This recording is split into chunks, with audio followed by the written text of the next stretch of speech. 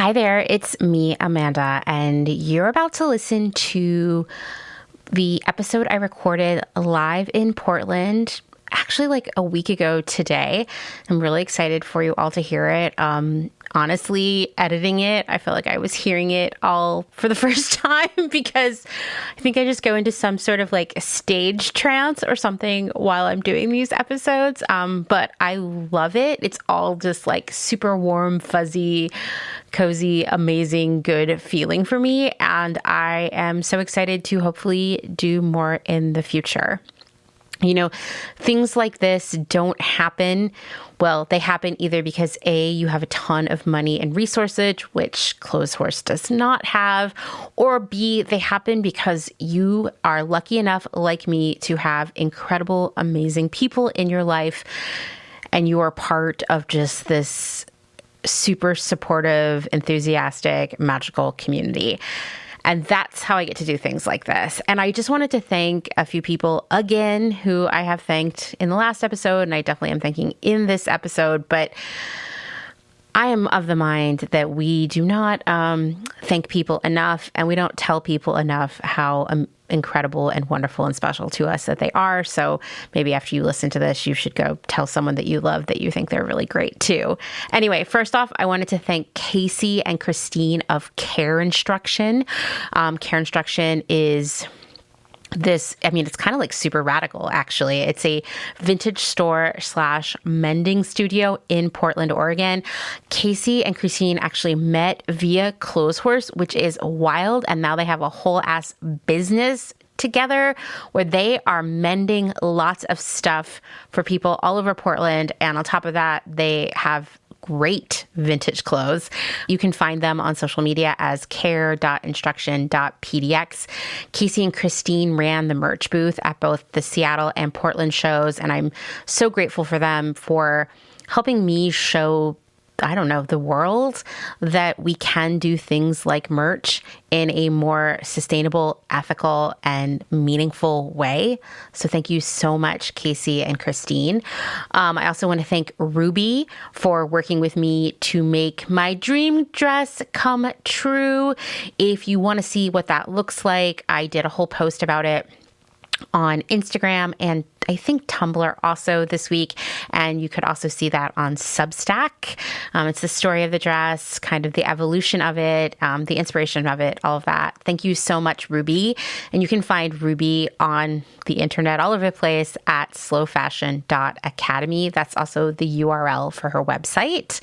I want to thank Maggie Green, the Halloween queen, for doing my makeup and helping me get dressed in Seattle and just generally, making me feel a little bit less anxious in the intense hours leading up to the show in Seattle. So thank you so much, Maggie.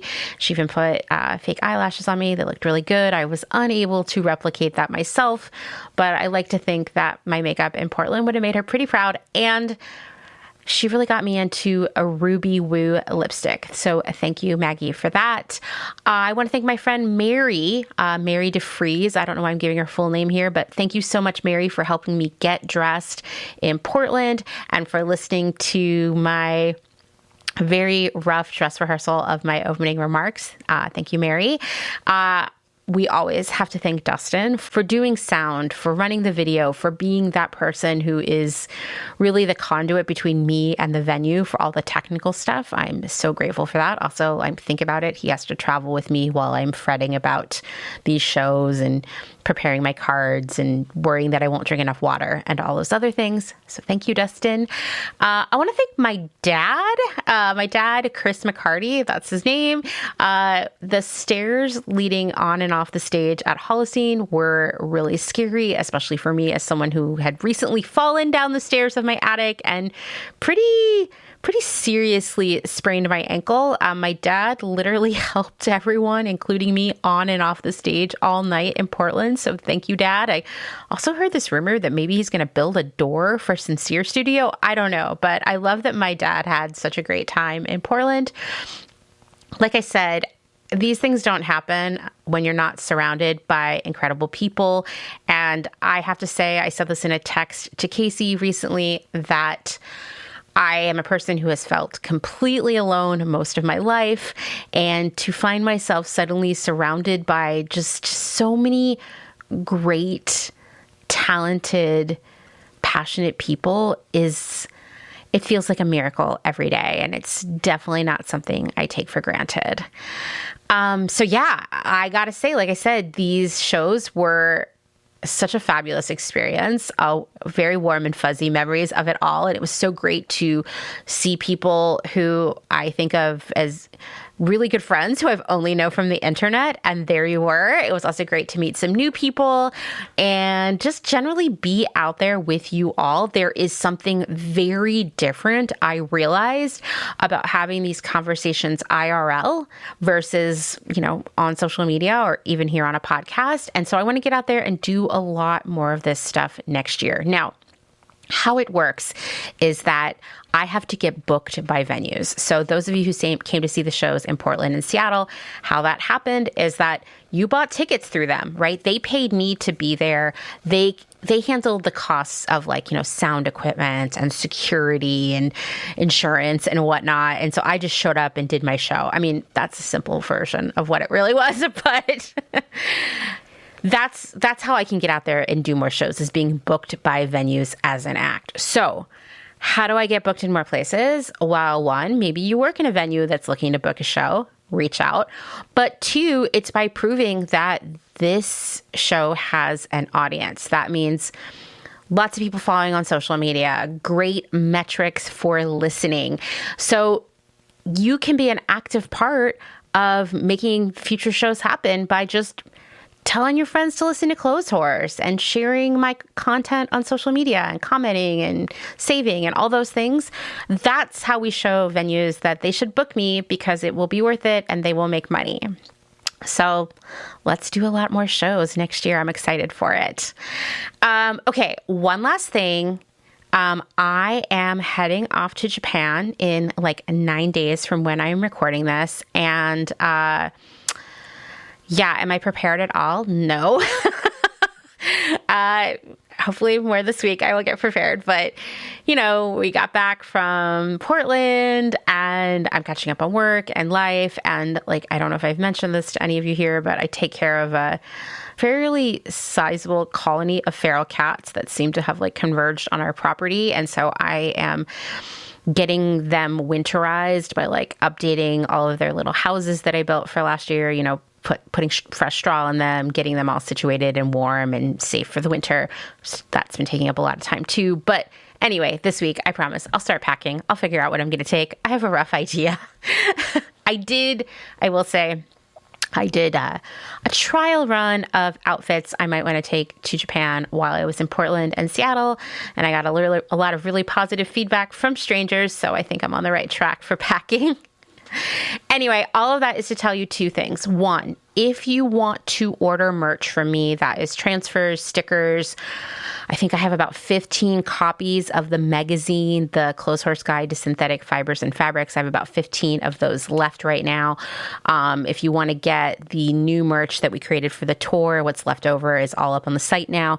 You need to place your order before I leave. So I would say get your orders in by the 9th, because otherwise you're going to have to wait until I'm back from Japan on, I think, December 9th. That said, if you want to hold off and get things to give as holiday gifts, you will probably receive them on time. But if you hate the idea of waiting or want to get a head start on all your iron-ons, now is a great time to order. The other thing I just wanted to tell you is what's going on with upcoming episodes. Well, next week we're going to have a very special crossover episode with Maggie Green. And then once I'm situated in Japan, we're going to have another installment of the I'm with the Brand series. And then a few episodes about Japan, and I have some ideas about what I'm going to be covering while I'm there. And then when I'm back, we will get back into finishing the I'm with the Brand series. So all of that, wow, that was a lot of stuff to tell you. So I guess now that I've told you so many words, why don't we jump into the episode?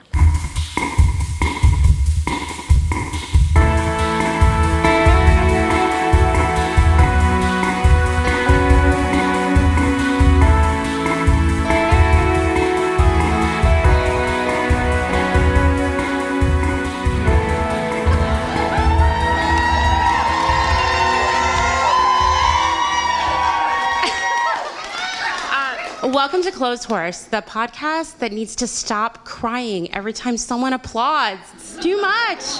You guys are killing me. I'm your host. My name is Amanda, and I am so excited to be here in what I consider my hometown, Portland, Oregon. Wow, it's so amazing. Before we get started, I just want to thank Christine and Cassie of Care Instruction for running the merch booth, making my dream of doing things differently a reality. So thank you so much to them.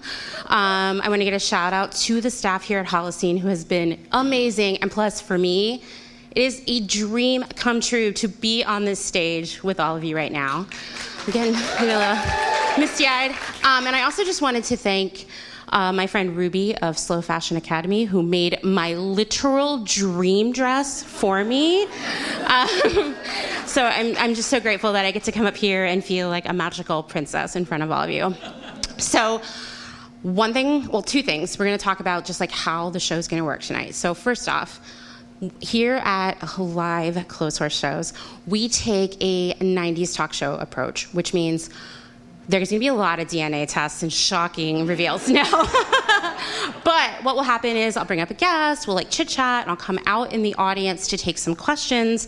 And I know people get shy at first, so I'm just going to tell you that in my stage purse, I have some very special stickers that are only for people who ask questions, and the only other people in the whole world who have them ask questions in Seattle. So it's very exciting and rare. The other thing I want to call out is that you should have, when you came into the show, received a Clotheshorse bingo card and a pencil. Is there anyone who has not? Okay, we have some up here if you want to come up and grab, no shame. Because this isn't actually bingo, it's Brenda. Named after the star, well, you saw her all bite me on an Instagram Live at the intro, but the center of your Brenda card. And what you're going to see on there are words or phrases that myself or my guests might use tonight. Now, I will tell you, the guests have no idea what's on the cards, so I was just trying to predict the future a little bit. When you get 5 in a row, up, down, across, diagonal, no postage stamps or whatever pro bingo people do. When you get 5 in a row, you must stand up and yell, Brenda. Yes. And the first person who gets Brenda gets a $40 gift certificate to the merch booth, which is full of sick stuff. And the other 2 people get $20. So you have 3 chances to win at Brenda, so don't give up, okay? Don't be shy. Okay, so that is Brenda. So should we get started? Okay, I gotta go get my cards out of my stage purse, which most people totally have a stage purse, right? And I love that my first card is just a reminder to all of you, just in case you're new here, robots did not make your clothes, so we're gonna talk about that a lot tonight. Clothes are made by humans. Anyway, okay, so when I came out here and I told you that I think of Portland as my home, that is no joke. Yes, I was born in Pennsylvania. I grew up in Pennsylvania. But Portland is where I came decades ago to start my life over again. And I say that out loud and it sounds like so ridiculous because I had barely been an adult for a few years. But here I was, I'm starting my whole life over again. And it was because in a span of a year, some really life-changing things had happened to me. If those of you who know me IRL, which there are a lot of you here tonight, already know that. There are people who have listened to Clotheshorse for a long time who already know too, but for all of you newbies, I got pregnant. My partner died right before our kid was born. And essentially, everything I knew about my life was over very, very fast. Kind of just after my life had sort of begun. And I didn't know what to do next. I couldn't imagine what my life would be like now because everything I had always pictured my life being was gone, overnight, right? And there was something about Portland, Oregon. I'd been out here before because my dad lives here. Well, Salem technically, but it's close enough, right? And something about it had just struck me as this really magical place because the mountains were so tall and pointy that they always had snow on them. Like, what? And the trees were bigger than buildings where I grew up, and the air felt different, and even the mist of winter, which I know you all get depressed about it eventually, probably in another 6 weeks, but it felt magical to me too. And the people here, they were just different. And this seemed like the place that I could come and I could heal.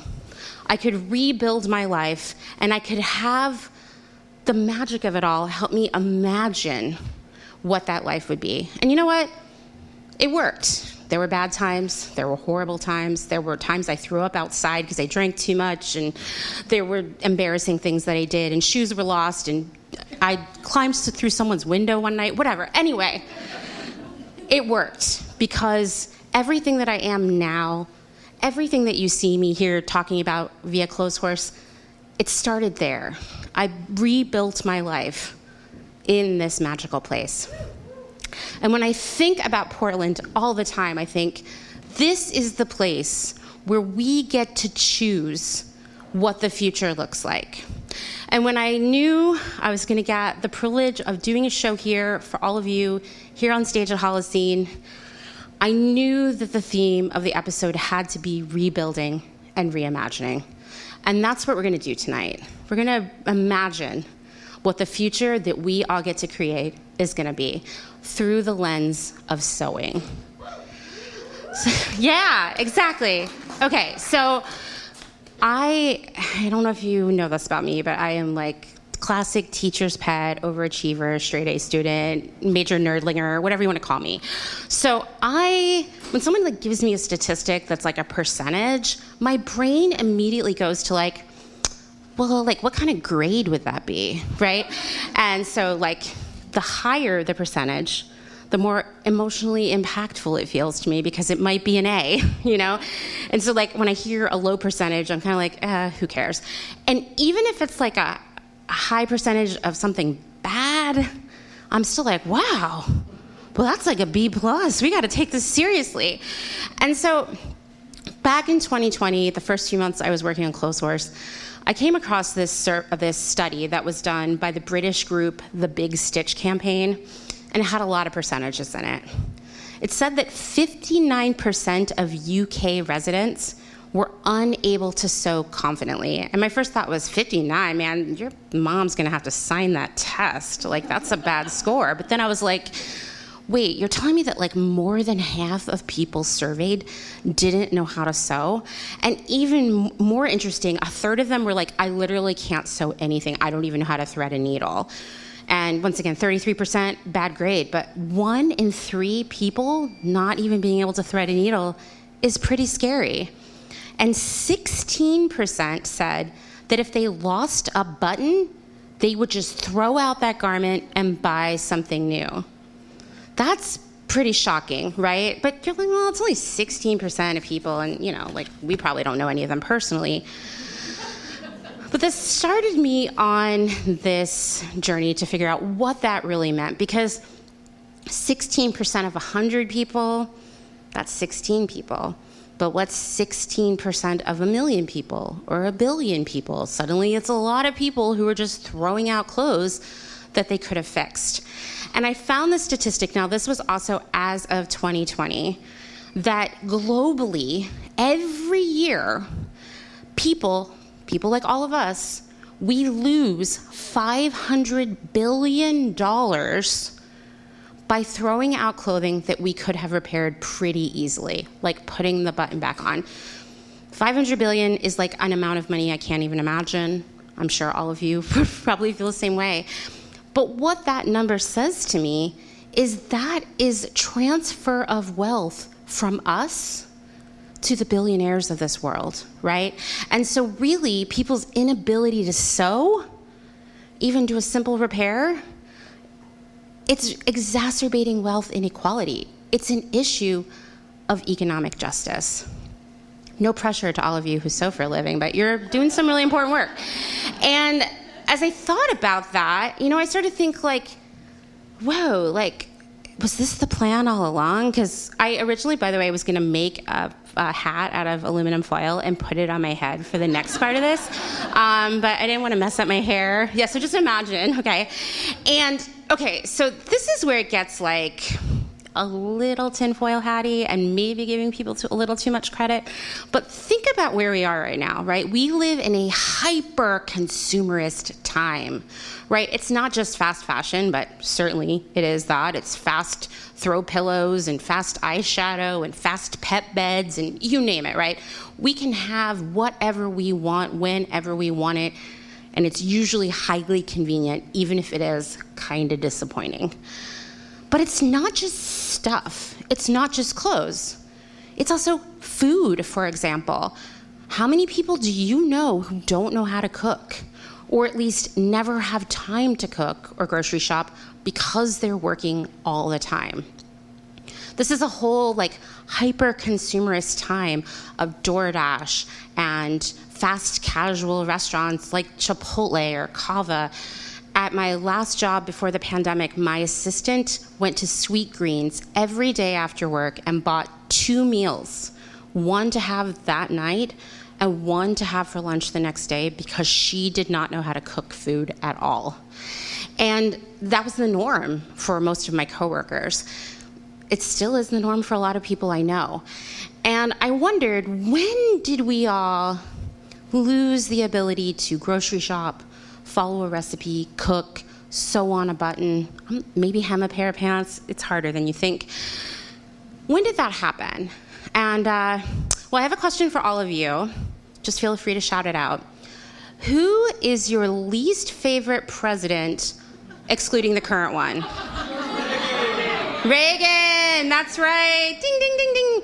You can thank Ronald Reagan for the fact that sometimes people get to only eat Chipotle because they don't have time and they don't know how to cook and they throw out their shirts when they lose a button. Because in the 1980s, 2 really important things happened.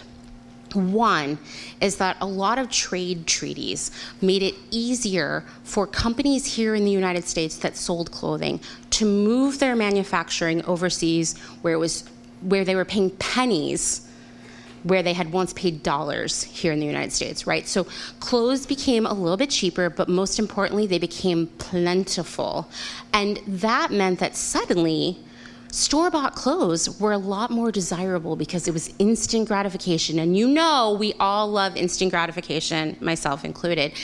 So that was happening, right? But at the same time, the Reagan administration engineered a situation in which states, their funding for schools was contingent upon one really significant change, which was that rather than investing money in home economics education, so how to make a grocery list, how to follow a recipe, how to cook safely, how to sew, how to repair, that was going away in favor of vocational and job training, which of course is laughable because we know that cooking is a job, sewing is a job, and they're both highly skilled careers, right?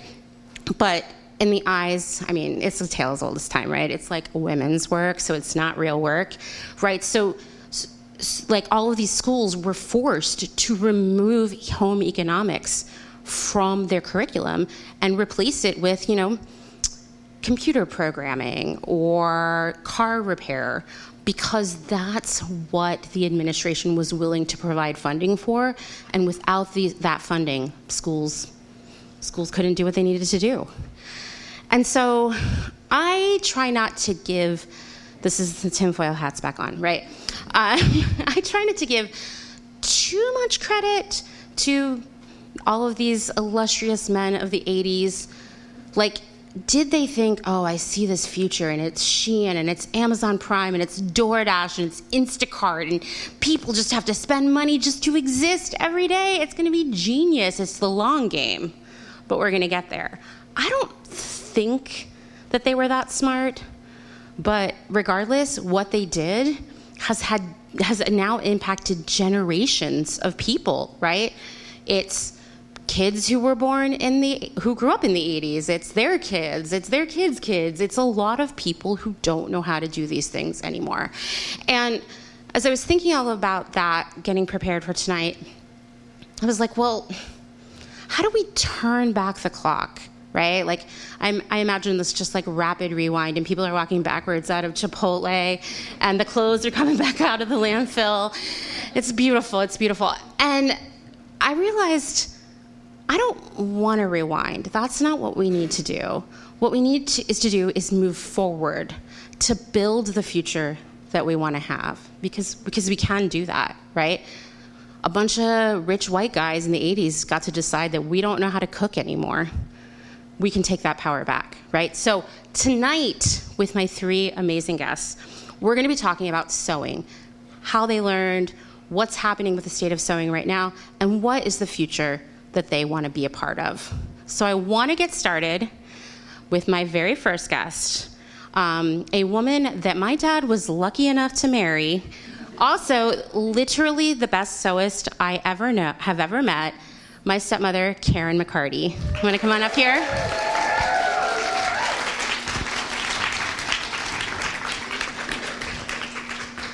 My dad's helping her up because these stairs are scary. Yeah. All right, go ahead. You want to sit down, Karen? All right. Well, welcome to the show, Karen. Thank you. Some of these people are related to us. Okay, so Karen, you come up all the time on Clotheshorse because I'll be like, my stepmother Karen is the best sewist I've ever met. One time she made me a scarf. It was the first time someone made me a gift ever. You come up all the time. So just some of these people, you might be a little bit of a celebrity. You know me already. So can you tell us how and when did you learn how to sew? I was probably around 7 or 8 years old, and my mom taught me how to sew, and my sister, Betty, right there. Betty! And our younger sister, Tony, my mom taught us all. We have 2 brothers. I think they could probably sew on a button, and that would be about it. But I don't remember them learning how to sew. But I forgot to bring my sewing machine. But I still own the little 1950s featherweight black sewing machine. It's about this big.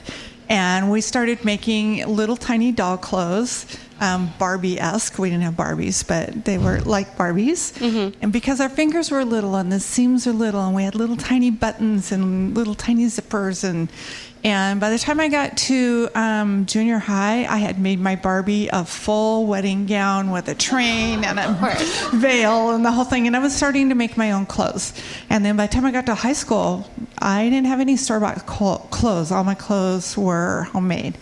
My mom made my coat, my wool coat, and I made everything else. I bought a pair of jeans to wear picking strawberries. If you're from around the Willamette Valley, you always pick strawberries in the summertime. And so I had those jeans, but for the most part, I made everything. I made my dresses, my tops, my pants. I didn't have anything store-bought. I made my own underwear. They last forever. I'm wearing them now. No, I'm kidding. She probably is. Anyway, so when you were telling me about this, Karen, when you were like pre-gaming for this episode, I asked you, like, was it normal? Were most of your friends and classmates and peers, were they also sewing all their clothes? Not all of them. Some of them were. One of the things that I like about sewing is that your clothes are unique. Like, your clothes are your clothes. You get to pick the fabric. You get to pick the style. And nobody else should have that outfit. But some of my friends would copy literally exactly what I made. It's so hard to be a trendsetter. The fabric, everything. Yeah. It would annoy me. I didn't mind if they were sewing. I didn't mind if they were making the same outfit, but I just wanted them to choose their own fabric. And I mean, so obviously we know, like, sewing your own clothes, one of the benefits is, like, in theory, unless people suck, they're not going to copy you and you're going to have your own clothes, right? That's a major win. I mean, it's supposed to be, I guess, flattering. Right, it is, yes. Yes, it is supposed to be, but it's also annoying. Anyway, so we know that that's a benefit, but, like, what are the other benefits to sewing your own clothes? They fit. Yeah. Right? There's no such thing as a standard size body. There's no such thing. Even people that are all size 12, they're going to put their weight in different places. They're, I'm really long in the waist, so I always have to lengthen the waist of my clothes. They always fit. I loved that about it, and the uniqueness. I like being able to have my own thing. I remember going to the store with my mom one time, and I told her, "Oh, I really like this, whatever it was that was hanging on the rack." And she said, "Look at how many other people in this town are going to be wearing the same thing." She's not wrong. Yeah, I mean, I think that those are all major benefits. But, definitely as we got into the 70s and certainly in the 80s, suddenly, like, home sewn clothes were like, ew, like less desirable, even though they're obviously like really great because they're made for you. Did you find yourself falling into that as well? Not at first. I know I have a couple of friends that would try and hide the fact that they made their own clothes. And at the time, back then, it was less expensive. Yeah. You could afford it. And they felt like it was some kind of degradation that, homemade, right? As opposed to being proud of the fact that they had made something. So they would hide the fact that they could make their own clothes. I think when I started falling out of making all my clothes it was about 1980, 81. And I bought something at the store. It was on sale. I was working at the store, and so I had an employee discount, so the price was really good. And then I took it home and wore it that night, and I was like, whoa, this is instant gratification. Now I get it. So that started, and then started having kids, and I didn't make a lot of stuff for the kids and a lot of Halloween costumes and all of that. But then you start getting busy, you're working more and running a house and doing all the things. So it's just kind of time was a thing. But now, the kids, you're all grown and gone and doing your own things. And so I'm back into sewing again. I sew stuff for myself, and I do a lot of theater sewing. I love sewing for theater. Yeah, no, she is underselling herself right here, okay? Because she sews a lot for the theater. Yeah. I do. Yeah, and she even made me an awesome cape for my wedding, and you just whipped it up. It would take me 100 years. I did, and that was a really pretty cape too. I loved that. It had a hood. It was your beautiful. idea. I love it when somebody else comes up with an idea and then I can implement it. Yeah. For me, that's where I thrive the best, when I get inspiration from something else. I'm not, I'll watch like the British Sewing Bee, and they'll do we are giving you a tent and you have to make an outfit for this dog. And I just look at it. That was a real episode. And I just was like, I wouldn't know what to do. But if they told me, make this jacket for this dog, I could do it. So that's. So if you need a dog jacket out of a tent, we've got your person. Yeah. I guess then it's waterproof. I mean, how does it make you feel, what I was talking about in the intro, this idea that like most people really can't sew anymore, and that they would like throw out a shirt rather than sew the button back on? That bothers me a lot. Like I wish that everybody knew how to at least do basic things like repairs, like denim. I see so many people. One of your sisters said, "Oh, all the cool kids just walk the hem off the bottom." Like, well, no, we can hem them and make them fit you right. Yeah. So that bothers me. Or like, you can buy a cool patch if you have a stain, you spilled something on you and it's not coming out. Put a cool patch on it, or do some embroidery around it or something. Make it a thing. But I think your clothes should be able to last. Yeah. Yeah. I tend to dress pretty. I don't know what the word is. Awesome. Yeah. Well, that's not what I was going to say, but thank you. I like my clothes to last forever. I'm not real trendy, and so I just like basic linen pants that'll last forever. They're always the same. I have the shirt Betty is wearing. Our mom made that in 1980. Yeah. What? And she's still wearing it. Look at the cool embroidery on awesome. the sleeves. Wow. It's super cool. That's amazing. Yeah. Yeah, I love that. How does it make you? I mean, we talked about this on the phone, and we're going to get into it a lot more, but why do you think people aren't sewing anymore? Instant gratification for one, and you can buy trendy things that, you know, to go to one of the stores, that the trendy store. And I don't know if I can use brand names here. I have to pay. But you go to like Forever 21 and buy something for nothing, and so what, you throw it away because you didn't pay very much for it anyways, right? You could just wear it one season and throw it away. And so I think there's the cost and the cheapness and the instant gratification.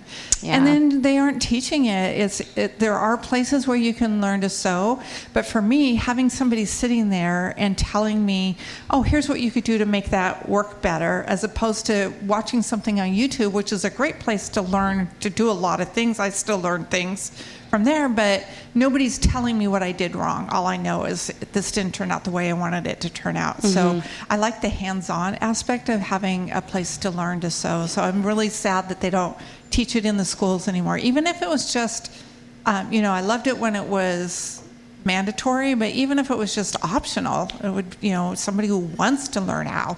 I would love to be able to teach a class where you just go to the thrift store and buy 2 or 3 things and then recut them and re-put them together and make something new, right? Take a shirt and make a skirt out of it or something like that. I think I would love to teach people how to do that so that they can help us keep that stuff out of the landfills, for one. Well, I think you need to talk to Frances after the show. Oh, yeah.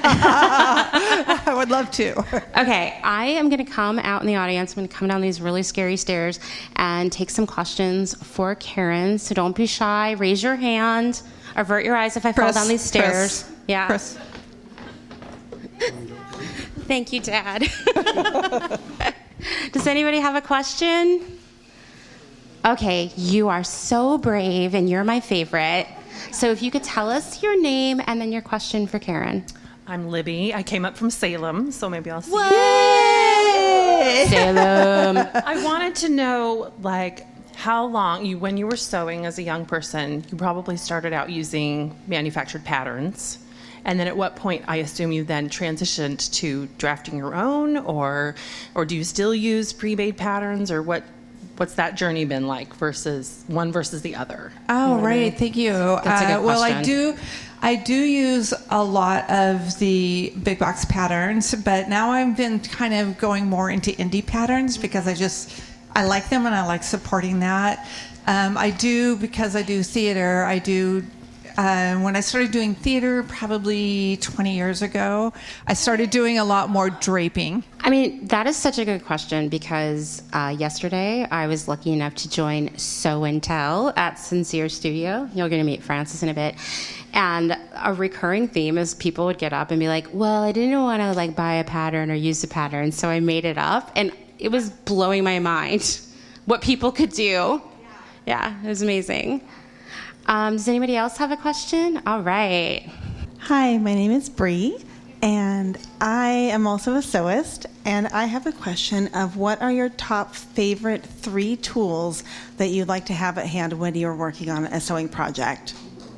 That's a good one. Definitely my iron. I probably have 3 or 4 irons. I don't know.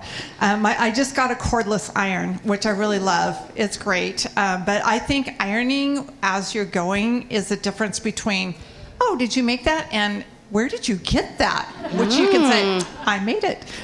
So definitely my iron. I have a stiletto that I use at my machine. And a lot of people don't know what the little button on the back of the presser foot is for. There's that little black button. If you push down the front of your presser foot and push that in, it's like a Gina-magig, it goes over thick things. So, but your stiletto helps you push things through so you don't catch your finger in a needle, which I've only done once in my whole life. Wow. And then a good pair of scissors. I have a good pair of Ginger scissors that I got years and years and years ago. I mean, probably, I don't want to give my age away again, but 30, 40 years ago, a good pair of scissors. And my family knows not to use my fabric scissors for anything but fabric. They have a note on the cover and everything. And I also have a rotary blade that I use a lot, but definitely good, sharp cutting utensils. Do you have anything to add there?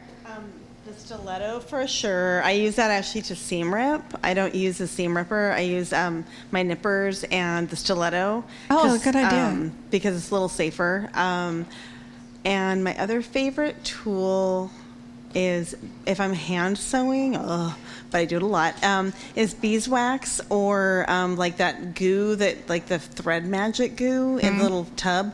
That is a game changer for hand sewing. That's a good one. Yeah, that's good to know, because I actually love hand sewing. It's so like meditative. I need that sometimes. Does anyone else have a question? This is complex. I've never had a guest question another guest. This is like really intense. Okay. A professional. Okay, hi. My name is Frances. I'm curious, how do you feel about Joanne closing? Oh, no. I just want to know, as someone who has seen the many iterations of Joanne. If you would have asked me that 10, 15 years ago, I would have been really sad. But the latest Joanne, the Joanne that actually closed, there wasn't a whole... I was getting very disappointed with the selection. I don't need fleece, and there was way too much fleece. I don't need any more dried flowers. There was just way too much stuff that I just didn't need. Flannel, but I need garment fabric, and it was getting much more difficult to get the things I need. And then and Amanda does a great. If you haven't heard it, Who Killed Joanne? I paid her to say that. No, I listened to it. It's great. And there's a shout out to me in there. Thank you, Amanda. You know what we talked about, and I talked about in it. Fabric Depot. Yeah, Fabric Depot. Someone has that on their card. Yes. Okay, now if you ask me how I feel about Fabric Depot closing, I am still crying.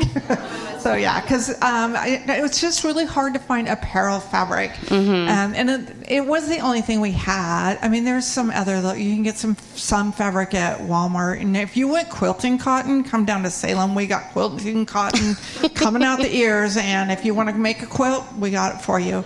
Yeah. But Fabric Depot had great apparel fabric and a lot of other stuff too. So raise your hand if you are familiar with Fabric Depot. Yeah. Oh, yeah. Raise your hand if you ever had to wait in the men's waiting room there where they showed ESPN. Chris. No, I didn't either. There you go, my dad. When we were preparing for this episode, Karen and I spent at least 10 minutes just reminiscing about all the awesome fabric we'd ever bought at Fabric Depot, and we don't know why it closed. No idea. I might have to investigate it. It'll be a really niche topic, though. It'll be like people who live in Portland, Oregon, or Salem, just for you guys. Well, Frances, how do you feel about Joanne closing? Just tell us. This is complicated. Okay, so for us, it doesn't really matter, right? We have Mill End, we have all the different fabric stores in Portland. But for someone that lives in the middle of nowhere, that's their only fabric store. Yeah. And maybe they have a small business based off of it, but their store just closed and now there's nowhere to get fabric within 100 miles. And so that kind of sucks. So access to fabric, supplies, things like that, taking that away from people is hard. Yeah. So, it's complicated. Yeah, I mean, we're definitely super spoiled. You get a sticker even though you're on the show, but because you started a really good conversation there. And I'll tell you, the reason I did that Joanne episode, do you want to hear why I did that? Well, one, it's fascinating, right? And it gave me an excuse to talk about Cheddar Bay biscuits. But also, I had posted a few weeks earlier on Threads, where people go to be their worst selves, that, I knew the reason Joanne closed is because they weren't spending money on staff, right? And so it became, as for those of you who listened to that episode, this vicious cycle of there's not enough product on the floor, it's just sitting there in boxes, there's no one there to cut, people come into the store and they can't get help and they get discouraged and sales go down, payroll gets cut even more, the store experience gets even worse, et cetera, right? So I did a post about that on Threads where I was like, I hope places like, say, Target, this is before Target got canceled, which good for them. But I said, like, I hope, this, I've seen this playing out at Target now for years, and just about every other big box store where there's not enough people working there to actually put product out and help customers. And so customers stop shopping there, the sales go down, they cut the payroll more, blah, blah, blah, blah, blah. I've worked retail, I've experienced it firsthand. So I did a post about that, and I'm telling you, people were ready to murder me.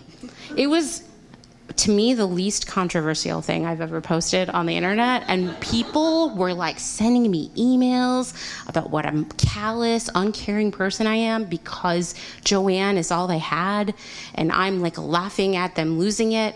And there was also like a lot of misinformation about why Joann closed. And I was like, you know what? I actually, I have fond memories of Joann too, and like Karen said, the Joann that we have known in the past few years is not the Joann we once knew. It was like when you break up with someone, but then you get back together, but then you break up with them again, and then you get back together, and every time you get back together, it's worse than the time before. That's where Joann has been for a long time. So doing that episode was my chance to be like, hey guys, I feel it, right? I get it. I'm making it up to all of you. I'm sorry that I made people cry about Joann. So anyway, and then I learned a bunch of stuff too. Okay, well, does anybody else have a question for Karen? What? Already? Man, in Seattle, they took forever. I was like sweating about it. Okay, I'm coming over. Excuse me, Uncle Wayne. We got the McCarty fam up here in the front row. Okay. You gotta tell us what you have. So I have mass-produced clothing. Yes. Fabric Depot. Yes. This was the maybe. Job skills. You were talking about the school change. Okay. Yeah. Sewing patterns and home sewing. What? All right, let me give you your fabulous certificate. 40 smackaroos.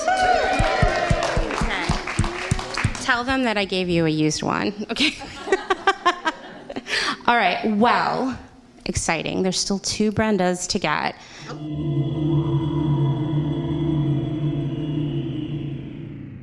Let's take a moment to thank some of the incredible small businesses who keep Clotheshorse going via their generous Patreon support. Slow Fashion Academy is a size-inclusive sewing and pattern-making studio based in Philadelphia, Pennsylvania. Designer and fashion professor Ruby Gertz teaches workshops for hobbyists and aspiring designers so that anyone can learn the foundational skills of making, mending, and altering their own clothes. Several times per year, Ruby offers her flagship Sloper Workshop, an in-person 2-day pattern-making retreat where you will learn how to drape a set of basic block patterns that capture your unique shape and proportions. You can also use these basic block or sloper patterns as a foundation for infinite styles of garments that are custom made to your body's one-of-a-kind contours. Or compare your sloper to commercial patterns to see where you might need to alter the shape. No more guessing at full bust, flat seam, or sway back adjustments. Start with a foundation that fits. Ruby also provides professional design and pattern making services to emerging slow fashion brands and occasionally takes commissions for custom garments and costume pieces. She has also released several PDF sewing patterns for original designs under her brands Spokes and Stitches and Starling Petite Plus. I just want to also add here on a personal note that right now Ruby is actually working with me to create a one-of-a-kind, unique to me special dress that I will be wearing for all future Clotheshorse events, including live episodes later this year in the Pacific Northwest. I am so excited to work with Ruby because she is so talented and so knowledgeable about all things clothing creation. Check out the schedule for upcoming workshops, download PDF sewing patterns, and learn about additional sewing and design services at www.slowfashion.academy. And it's important for me to tell you that that's slowfashion.academy. Selena Sanders, a social impact brand that specializes in upcycle clothing using only reclaimed, vintage, or thrifted materials, from tea towels, linens, blankets, and quilts. Sustainably crafted in Los Angeles, each piece is designed to last in one's closet for generations to come. Maximum style, minimal carbon footprint. Shift clothing out of beautiful Astoria, Oregon, with a focus on natural fibers, simple, hardworking designs, and putting fat people first. Discover more at shiftwheeler.com. Late to the party, creating one-of-a-kind statement clothing from vintage, salvaged, and thrifted textiles. They hope to tap into the dreamy memories we all hold. Floral curtains, a childhood dress, the wallpaper in your best friend's rec room, all while creating modern, sustainable garments that you'll love wearing and have for years to come. Late to the Party is passionate about celebrating and preserving textiles, the memories they hold, and the stories they have yet to tell. Check them out on Instagram at Late to the Party People. Vino Vintage, based just outside of LA. We love the hunt of shopping secondhand because you never know what you might find. Catch us at flea markets around Southern California by following us on Instagram at vino.vintage so you don't miss our next event. Dylan Page is an online clothing and lifestyle brand based out of St. Louis, Missouri. Our products are chosen with intention for the conscious community. Everything we carry is animal-friendly, ethically made, sustainably sourced, and cruelty-free. Dylan Page is for those who never stop questioning where something comes from. We know that personal experience dictates what's sustainable for you, and we are here to help guide and support you to make choices that fit your needs. Check us out at dylanpage.com and find us on Instagram at dylanpagelifeandstyle. Salt Hats, purveyors of truly sustainable hats, hand-blocked, sewn, and embellished in Detroit, Michigan. Find us on Instagram at Salt Hats.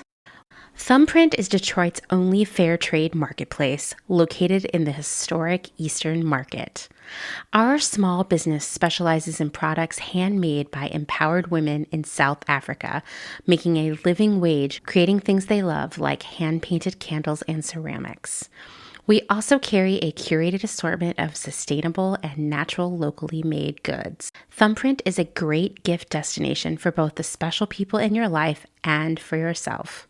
Browse our online store at thumbprintdetroit.com and find us on Instagram at thumbprintdetroit. Vagabond Vintage DTLV is a vintage clothing, accessories, and decor reselling business based in downtown Las Vegas, Nevada. Not only do we sell in Las Vegas, but we're also located throughout resale markets in San Francisco, as well as at a curated boutique called Lux and Ivy, located in Indianapolis, Indiana. Jessica, the founder and owner of Vagabond Vintage DTLV, recently opened the first IRL location located in the Arts District of downtown Las Vegas on August 5th. The shop has a strong emphasis on 60s and 70s garments, single-stitch tees, and dreamy loungewear. Follow them on Instagram at Vagabond Vintage DTLV and keep an eye out for their website coming fall of 2022.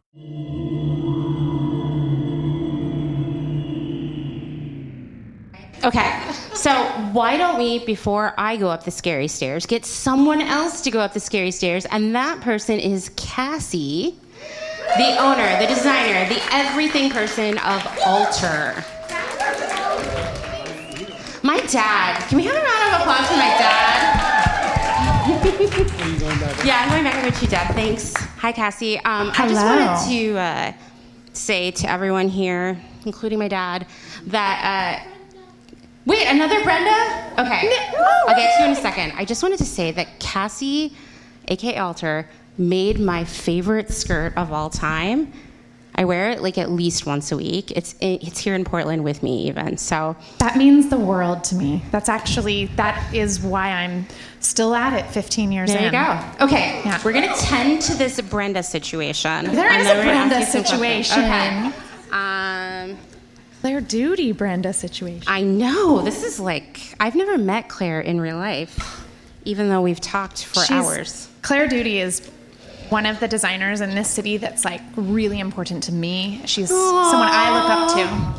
So if you haven't followed Copper Union Apparel, right, I'm going to kneel down here really awkwardly. Hi, everyone. Claire, hi. I'm so happy to meet you in real life. Will you tell us what squares you got? I got sewing machine, mass-produced clothing, Brenda in the middle, Alter, and small business. Yay!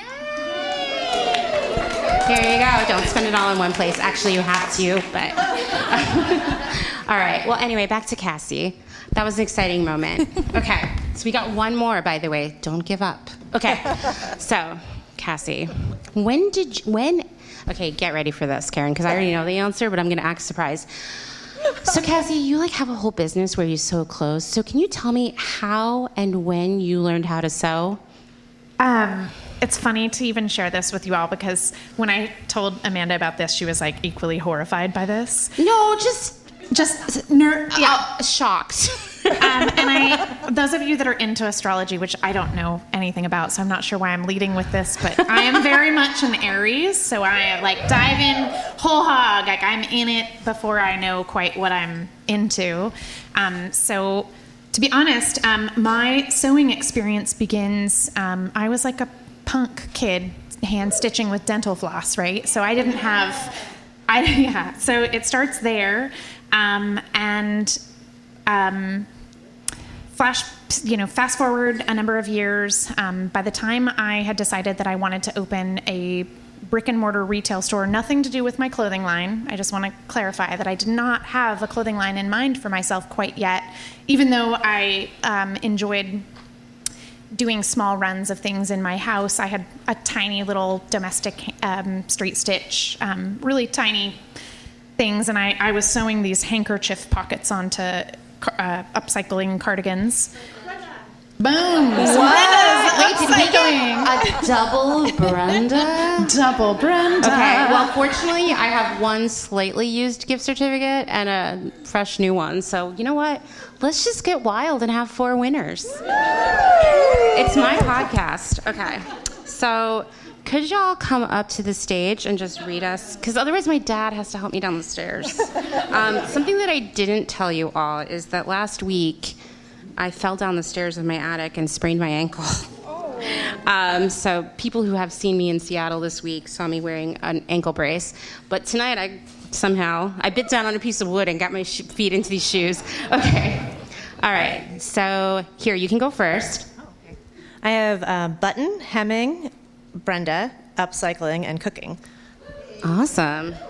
Here you go. You get the brand new one. I'm not playing favorites. Oh, okay. What do you have, Mary? Fast fashion, Shein, robots, pockets, and home ec. Yay! Pockets was what pushed it over the edge. All right. Just tell Christine to ignore the writing on the back. Okay. That's so amazing that pockets was. So my first line was called hanky pockets because I was hand sewing handkerchiefs onto things. I need to fast forward this because sewing is a long, cumbersome process, and to learn it requires your patience. So I pushed myself in this amazing space where I had started incubating myself alongside all these artists, and because of that, I met a couple folks that were sewing on larger scale, and this is where I have to emphasize competition is a capitalist myth. Yes. And so I had some friends that also made clothing, and they saw me as this aspiring young person putting handkerchief pockets on things, and they apprenticed me. And so I went from 0 to 100 because I immediately then stepped onto their industrial machinery. And since then, now, flash forward, I hate to disjoint this so much, but for the sake of all of your evening, not diving into the prolonged story of my sewing journey, I am now a machine operator, and one of my biggest interests in this space is really just learning new machines. And it really does make me want to touch on one of the things that might also be kind of deficit in people's journey into learning sewing now. It's not necessarily that there's gatekeeping with how to sew, but that different machines do different things, and that's intimidating in and of itself. And so if you're a home sewist and you're learning everything from scratch and you're looking at a garment, by the way, this is well, you should throw it out. This is just, we should really, we should throw it out. This is just me not having good thread hygiene, by the way. And I know you all know that thread hygiene is an essential, but this is a cover stitch, right? So if I didn't know what a cover stitch was, then however would I figure out that there's an overlock on the back and 2 straight stitches on the front? However would I figure something like that out? So I guess what I want to say in the space of people learning sewing now, that so many garments that we as a collective all rely on involve all these different materials, all the synthetic materials, all these kinds of knits that require different machinery, flat seamers, things like that. So I want to say that facet of my journey has been the most, I think I've learned the most in that space, where just diving in to a new machine and deciding that I'm going to learn that thing, even if it scares me, even looking at the thing, I'm going to learn it. So that's been the space that I'm in now. That's amazing. So obviously sewing is like a really important part of your life, but it's also at the core of your business. And when we were pre-gaming for this, we talked about how your business model is a lot different than most businesses selling clothing right now. Can you explain that? Because it ties into something that Karen was saying about one of the reasons people buy store-bought clothes. So could you go into that? We do not provide instant gratification. Yeah, and that's huge. That's huge. It's probably, I'm assuming, because I have other clients who also make to order, that it is an obstacle. Yeah. Yeah. I would say a lot of the lines that get clogged up at Alter are me responding to emails about how long a thing will take, and I'm willing to take that journey with our customers because I do want them to understand the human code of this, and I do want to train this more knowledgeable consumer about the merits of a made-to-order experience, and about the fact that it means that I'm able to support more size gradations with every single bolt of fabric that we own, that I'm not nebulously cutting into things with some market research that I think I have about what needs I'm fulfilling, and instead I'm able to cut to order, and I'm able to use zero waste methods, and I'm able to minimize my carbon footprint while maximizing the amount of customers that I'm able to reach. They just have to learn how to be patient enough to let me make their garment. And so that's where we're at with made to order. And I actually think I'm returning to my roots in that. There was a time where I thought that I needed to scale so that I could offer that immediacy to my customers. And that actually became really, it also was like financially unviable for my business. And the stakes as they were, they didn't actually make sense. We're much stronger the way we are now, I think. That's great. I mean, I think, a couple of you were in Seattle, so you're going to remember this, but we talked at the Seattle show a lot about convenience, right? And how we live in a culture of convenience right now where we want things to be easy and that instant gratification. But ultimately, by prioritizing convenience over everything else, we're actually compromising our standards, right? We get weird, bad clothes, right? We're compromising our values. We're giving our money to people who shouldn't get it. And in general, we're kind of compromising like our satisfaction. We're sort of saying, no, I just want things to be easy and fast over everything else, right? And I think that makes, it's like we kind of have to all retrain our brains, much like you're kind of retraining your customer, to not need it right away, that it will be better than something they could get right now. Yeah.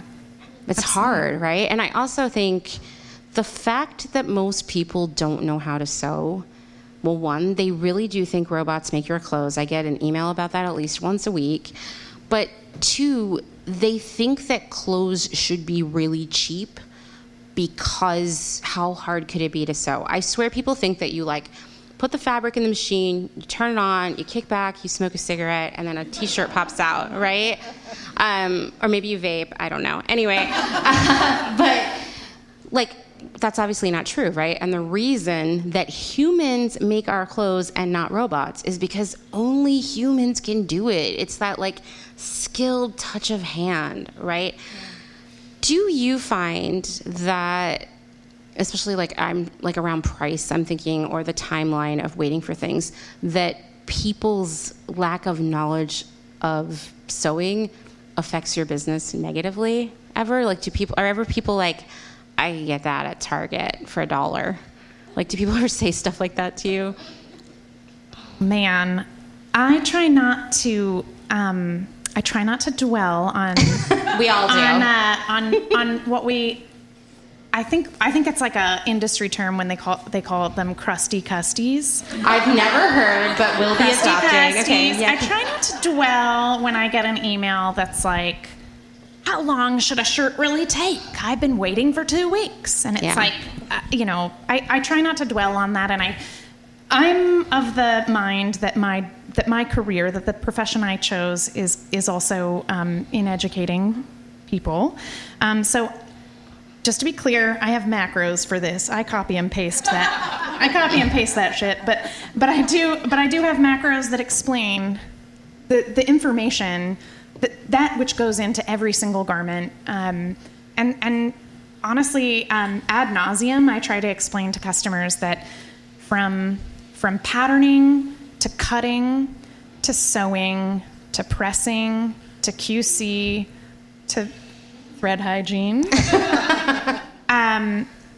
every single step, our hands touch it. And so if I'm sending them an email, I'm probably not working on that project. Mm-hmm. So as much as possible, I really try to elucidate every step of the process. And we've spent so much time creating that kind of content to show the types of machineries that we're working with, the different types of thread we have to use to operate those machines. We try really hard to bring that information to the foreground so that customers understand what a 3 to 4 week timeline, what it actually means for us and for our little tiny team. Mm-hmm. Yeah, I mean, I think it's unfortunate that like the burden of re-educating the whole world has to fall on your shoulders and other people who are even in this room, but man, it has to happen. Like it's like we have a collective psychosis that we think. I mean, okay, listen. Some of you know I'm like a really huge Star Trek fan, so I'm just gonna bring some Star Trek into this. So, any Star Trek fans here in the audience? Oh, I have a Commander Data tattoo. Okay. Oh my God. Commander Data right there. Okay. So they go up to the wall and they're like, bloop, bloop, hot tea, please, right? Tea, hot. Materializer. That's what Picard always orders, right? Yeah, thank you. And the tea materializes. And of course, that's a future that still doesn't exist, unfortunately, but we kind of like behave like it does. Like, burrito, please, not too hot, not too drippy. And then the burrito appears at our house. Or clothes, one shoulder. I don't know why I chose one shoulder. I love a one shoulder. Okay, now you all know, judge me. Anyway, bring back one shoulders. One shoulder tea, and then it just like arrives, and no humans were involved. It was magical matter being, I don't know, this is where my science information falls off. But anyway, it just like got smushed together, and then there was a burrito or a one shoulder shirt. But we behave as if that really exists right now. And when I say we, I don't necessarily mean anyone in this room, because if you're here, I'm preaching the choir here, but the world as a whole, we behave as if we can just like say what we want and it shall appear and be great and no one shall be harmed, right? Yeah, the materializer. If I had a materializer... it's called a replicator. I mean, I don't want to like... Oh, replicator, that's right. Sorry. Awkward. Fair. Sorry. It's okay. I just don't want you to get canceled. Do not send the Trekkies after me, please. But I think the movement in which we're really discussing that no garment, including fast fashion garments, are manufactured by a non-human, and in fact that one really raises my hackles all the time, because you'll see folks that are really they're trying to be part of the positive end of this whole movement, and they're mistakenly saying that like Shein clothes are just junk clothes, and in fact I think we all know that they're actually a lot of the things that are fabricated to be fast fashion are made by some of the best sewists in the world. Yeah, for sure. The fact that they're not paid for their work is the issue. It is not their quality or the labor that they're putting in. So that part of it, I think, as much as possible, in my little ways where my company gets to exist in Portland, Oregon, and manufacture things made to order, we very much try to show that process, and I hope that clicks in for people's minds that the process that we use for a made-to-order garment is not vastly different than the process that any manufacturer anywhere is using. It's just scale, right? It's just the volume with which they're sewing a thing and the order in which they sew. So. Okay, well, I'm going to come out into the audience, Dad. I need you to help me down the stairs. And we're going to take some questions. I see, look at that. We got our first hand up already. Okay. Name and your question. My name is Allie, and I came to sewing sideways from being a weaver. So I have like a visceral, emotional relationship with zero waste, right? Yes. Like I have every little inch of the fabric is like, how can I not throw any of this away? So I want to hear tips or strategies. I've gone down like geometry holes that you have for zero waste and what the balance is for like literally zero, or what do you do with cabbage or how that? Well, I get as close as I possibly can to zero waste. And I really appreciate you for even knowing that about Alter, that's something that we value, because I'm literally I feel like such a weirdo all the time. I'm sitting on bins and bins and bins of random scrap fabric. And our warehouse, that is a major component of the amount of space that we have to take up, because I will not throw this away until I figure it out, until I can sew this into a thing. So to some degree, not all my zero waste questions are answered. Some things are waiting to become the beret of my dreams.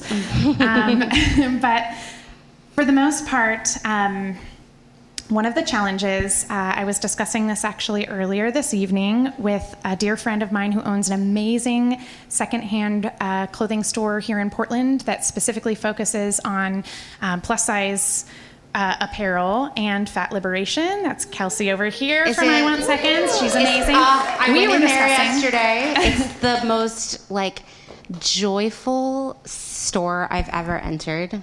Good job. She's amazing. And we were discussing how do we possibly deal with what necessarily must go into the trash. Alter uses a company called Recovo that does like a fabric reclamation project. They essentially make rags. But it's very cumbersome for us, and it has to be very small cuts and end pieces that we can stuff into these. We get 3 bags a month. It's really, really small amounts of fabric that we can work with. And then we've sort of found some workarounds, for example, with Ridwell. Every time we produce our clothing swap, which is called the biggest clothing swap in the Northwest. It's an event that we do twice a year. If you've gone, you know that it's banana pants. But that event, we end up with a lot of extra textile waste. And so we actually just same thing that we do with our scrap bins, right? We hold on to that and parse it out into small bags until we can have Ridwell take it all. And we'll just, my colleague and partner at that event, she just stockpiles it and puts it into the bags that are willing to fit. So we found certain workarounds. But in general, the zero waste model for me has a lot to do with how we cut things from the jump. So made to order is inextricably linked with that. We can hit maximum yield when we are cutting to order instead of cutting in stacks, much better. Do you have anything to add, Karen? What are you doing with your scraps? Making underwear, probably, I guess? Yes. I have so much scrap because I save it all, too. And I make little things, I make the little things that you put your soup in when you put it in the microwave so that you can pick it up to take it out without touching the bowl. I don't know what those are called. But I make things like that, pot holders, cup things. Yeah, just anything you can. Sew pieces together and make a new piece of fabric and then cut something out of that.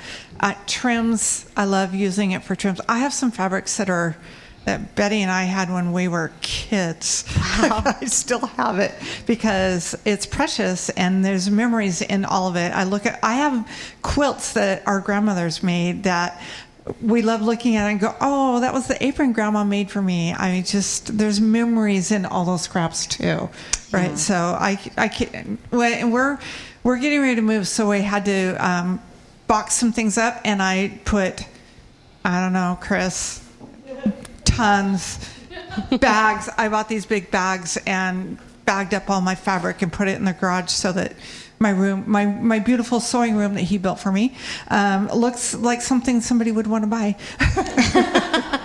But yeah, and then we had to go out there this week and dig through it because I wanted to make something. But I keep it all too. I love it, and then I color code it all too. I feel like someday when I'm dead, someone is gonna be starting their doll company, and they're gonna need to make doll clothing, and they're gonna be like, this is like my estate is gonna go to someone who's got like a doll company, and they're gonna make little vests. I love that vision, and I love that for you. Yeah. I love that for the world. I'm very pro doll, except for clown dolls. So, okay, coming back. Okay, wait, I'm gonna go here, and then I'm gonna come back to you. Okay, name and your question, please. Hi, my name is Amy, and I'm curious, I'm wondering if you can just touch on something you just said, because it piqued my curiosity, that the fast fashion is being sewed by some of the most talented sewists. And I was curious what that meant. Oh, I just mean that in these massive warehouses where they're not paying people for their labor, where they're not paying people fair market wage for their labor, those sewists are actually extremely skilled, extremely trained, remarkable sewists. I've known many of them that have come stateside, and I mean, to be honest, I feel like I have been the beneficiary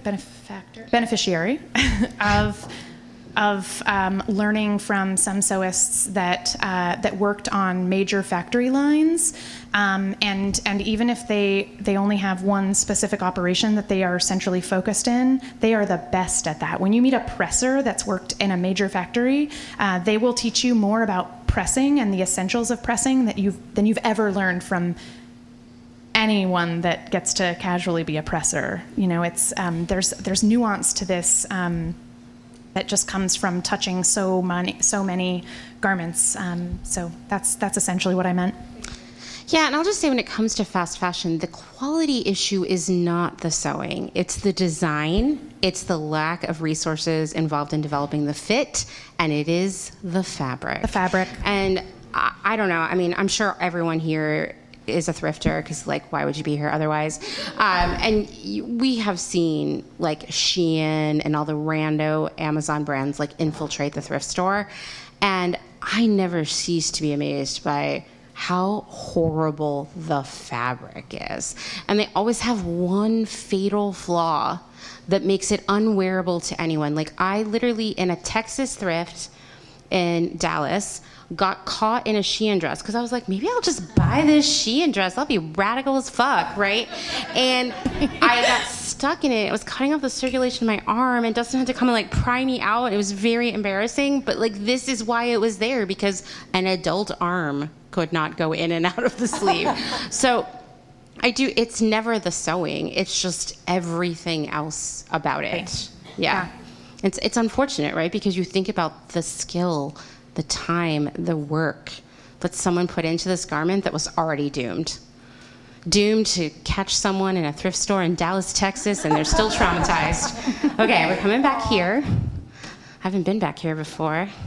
Seems cool back here, though. Sorry, guys. All right. Hi. Hi, I'm Robin. And just full disclosure, Cassie knows I'm a mega super fan. Robin's girl. Wearing a dress tonight. Yeah, I'm wearing Alter Houseline tonight. I seriously almost started crying. Like, I'm a nerve. I don't do public speaking very comfortably. I'm a very nervous talker. So I immediately started welling up with tears. I'm like, shit. Yeah. Like minutes. But I saw you taking drags off your imaginary cigarette, though. For sure.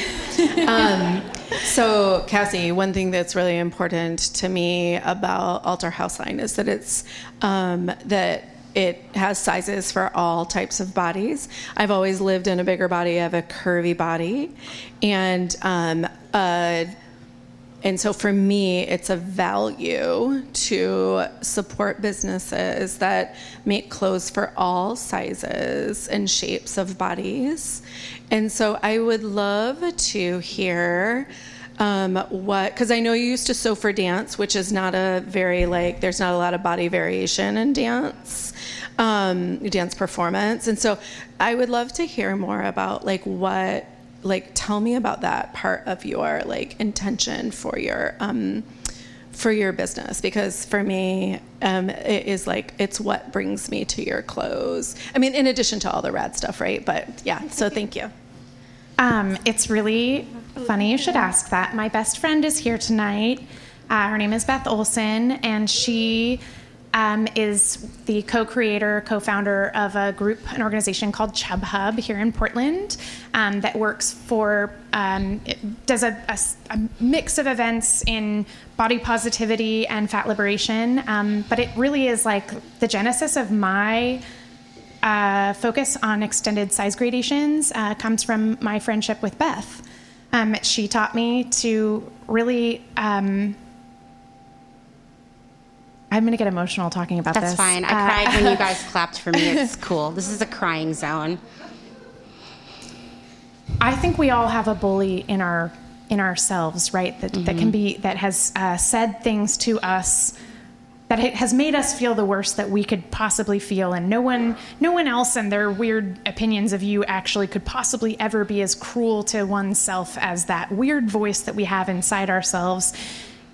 And I know that voice, and for some reason, I found this level of empowerment in making clothing that squelched that voice, making clothing that makes other people feel hot and awesome. And that has actually become the thing that's kept me going.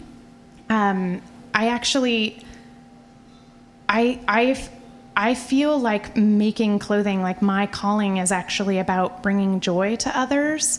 I wish that we were not in a capitalist marketplace. I don't actually believe in capitalism or producing clothing at large scale, or I don't believe in those things anymore because I don't actually I personally don't find joy in those things, and I don't think that those things solve any of us. But what does solve us is my gift, my art form is making dresses, and if my dresses can bring someone else the kind of joy that shuts that voice down and tells that voice you are not stopping me from realizing myself right now and feeling myself. And so I've found this tremendous amount of power in that. And a lot of that came through one of my very best friends who taught me that path. So.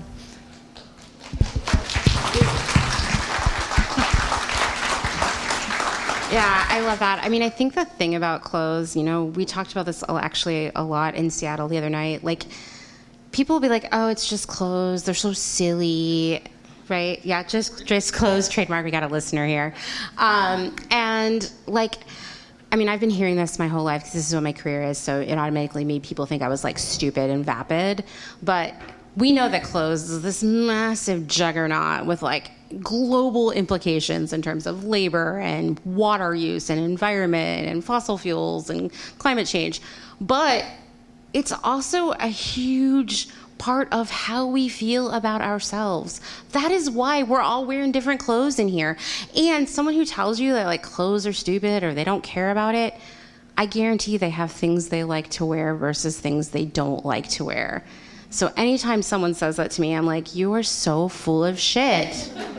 Do we have any other questions for, oh yeah, here we go, okay. What I'm gonna do, because I don't wanna sit on your lap, I know we go way back, so I could, but I'm gonna pass the microphone over to you. Hi, my name is Meg. I would love to know, Cassie, when you are sourcing fabric or material, how do you know that material is not made with slave labor, or the cotton that it comes from? How do you know wherever that material comes from?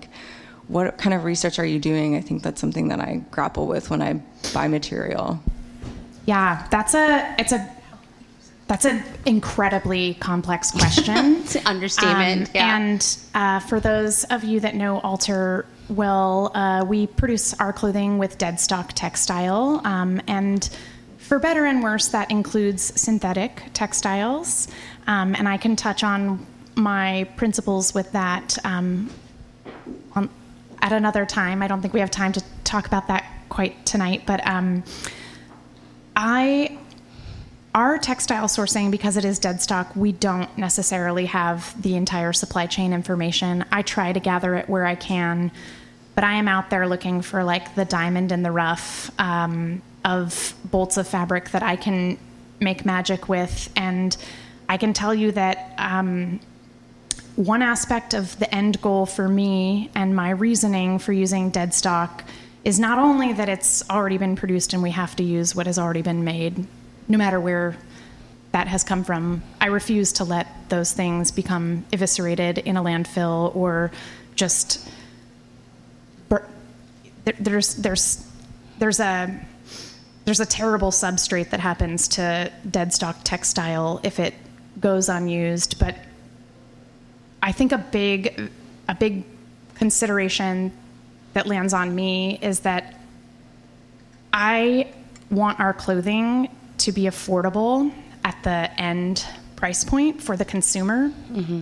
So an aspect of our clothing company that I have leaned on is that the use of dead stock textiles does bring down the total cost of yardage, and that makes it so that at the end I can make a product that creates more access and for consumers. And that is something that I value, and that has a lot to do with my upbringing and the fact that my business is not funded. We do not have investors. We do not have any shareholders of any kind. We have side jobs, night jobs. We have all that at Alter. So, and I say we, I mean this guy right here. So with that in mind, that has a lot to do with why I've put myself in that space, is that I want to remove barriers to access of handmade and independent manufactured. And yeah, as far as the supply chain grossness, it's palpable, especially when we are down there in that garment district and sourcing from an eclectic mix of dead stocks. It means you are digging through like the itty fabric graveyard from hell. Yeah. I mean, it's hard. And I leave those to the designers that feel like they can uniquely make something out of itty dead stock, because I just can't. I look at it and I just can't see anything. Nothing, no chord gets struck in me somehow. But it's one of those things that really makes me realize that even though I am trying to do the best that I can in this industry, this is a dirty, dirty industry, and no one leaves completely clean. It's just not, we have to carve out our space and hope that it reverberates and that we can get it better and better and better. So I'll sew through all the dead stock until there's an option for me that I can present that doesn't require that, you know? Yeah. I mean, it shouldn't be that fabric that is made ethically is out of reach financially. That's some hashtag capitalism right there. Yeah, it should be the norm. The problem is that the industry itself is unwilling to invest the upfront investment to make fabric creation ethical, sustainable, not harmful. And that should tell you enough. Like, I think that when I mean, obviously, I've spent 5 years fighting about Shein on the internet with people. I'm sure my parents are really proud of me for that. But what really gets me about those arguments is, like, if you would just stop buying stuff from these companies who exist to make money, they would be forced to either change and make those investments or give up, and they'd probably come up with some new terrible thing to do, which is the drawback, right? But, like, we shouldn't have to worry that our fabrics of our clothes were made with slave labor, and unfortunately that is the transparency into the fabric supply chain is actually the worst part of the whole thing. It's tough. It is tough. Yeah, and you're right, nobody gets out with clean hands, basically. All right, when I think about clean hands, the person I think of most is Frances, our next guest. So come on up here, Frances. That was a great transition.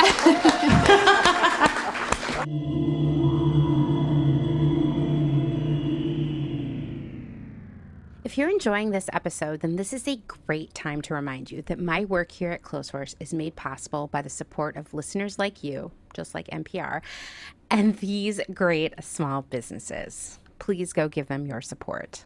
Blank Cass, or Blanket Coats by Cass, is focused on restoring, renewing, and reviving the history held within vintage and heirloom textiles. By embodying the love, craft, and energy that is original to each vintage textile as I transfer it into a new garment, I hope we can reteach ourselves to care for and mend what we have and make it last. Blank Cass lives on Instagram at _Cass, and a website will be launched soon at blankcass.com. Located in Whistler, Canada, Velvet Underground is a velvet jungle full of vintage and secondhand clothing, plants, a vegan cafe, and lots of rad products from other small sustainable businesses. Our mission is to create a brand and community dedicated to promoting self-expression, as well as educating and inspiring a more sustainable and conscious lifestyle, both for the people and the planet. Find us on Instagram at shop_velvetunderground or online at www.shopvelvetunderground.com. Republica Unicornia Yarns, handmade yarn and notions for the color obsessed, made with love and some swearing in fabulous Atlanta, Georgia by head yarn wench Kathleen. Get ready for rainbows with a side of giving a damn. Republica Unicornia is all about making your own magic using small batch, responsibly sourced, hand-dyed yarns and thoughtfully made notions. Slow fashion all the way down and discover the joy of creating your very own beautiful hand-knit, crocheted, or woven pieces. Find us on Instagram at Republica_Unicornia_yarns and at www.republicaunicornia.com. Picnic Wear, a slow fashion brand ethically made by hand from vintage and dead stock materials, most notably vintage towels. Founder Danny has worked in the industry as a fashion designer for over 10 years, but started Picnic Wear in response to her dissatisfaction with the industry's shortcomings. Picnic Wear recently moved to rural North Carolina, where all their sewing and accessories are now designed and cut, but the majority of their sewing is done by skilled garment workers in New York City. Their customers take comfort in knowing that all their sewists are paid well above New York City minimum wage. Picnic Wear offers minimal waste and maximum authenticity. Future vintage over future garbage. Cute Little Ruin is an online shop dedicated to providing quality vintage and secondhand clothing, vinyl, and home items in a wide range of styles and price points. If it's ethical and legal, we try to find a home for it. Vintage style with progressive values. Find us on Instagram at Cute Little Ruin. Is there a little bit of Italy in your soul? Are you an enthusiast of pre-loved decor and accessories? Bring vintage Italian style and history into your space with the Pewter Thimble. We source useful and beautiful things and mend them where needed. We also find gorgeous illustrations and make them print-worthy. Tarot cards, tea towels, and hand-picked treasures available to you from the comfort of your own home. Responsibly sourced from across Rome, lovingly renewed by fairly paid artists and artisans, with something for every budget. Discover more at thepewterthimble.com. Deco Denim is a startup based out of San Francisco, and it sells clothing and accessories that are sustainable, gender fluid, size inclusive, and high quality, made to last for years to come. Deco Denim is trying to change the way you think about buying clothes. Founder Sarah Mattis wants to empower people to ask important questions like, where was this made? Was this garment made ethically? Is this fabric made of plastic? Can this garment be upcycled? And if not, can it be recycled? Sign up at decodenim.com to receive $20 off your first purchase. They promise not to spam you and send out no more than 3 emails a month, with 2 of them surrounding education or a personal note from the founder. Again, that's decodenim.com.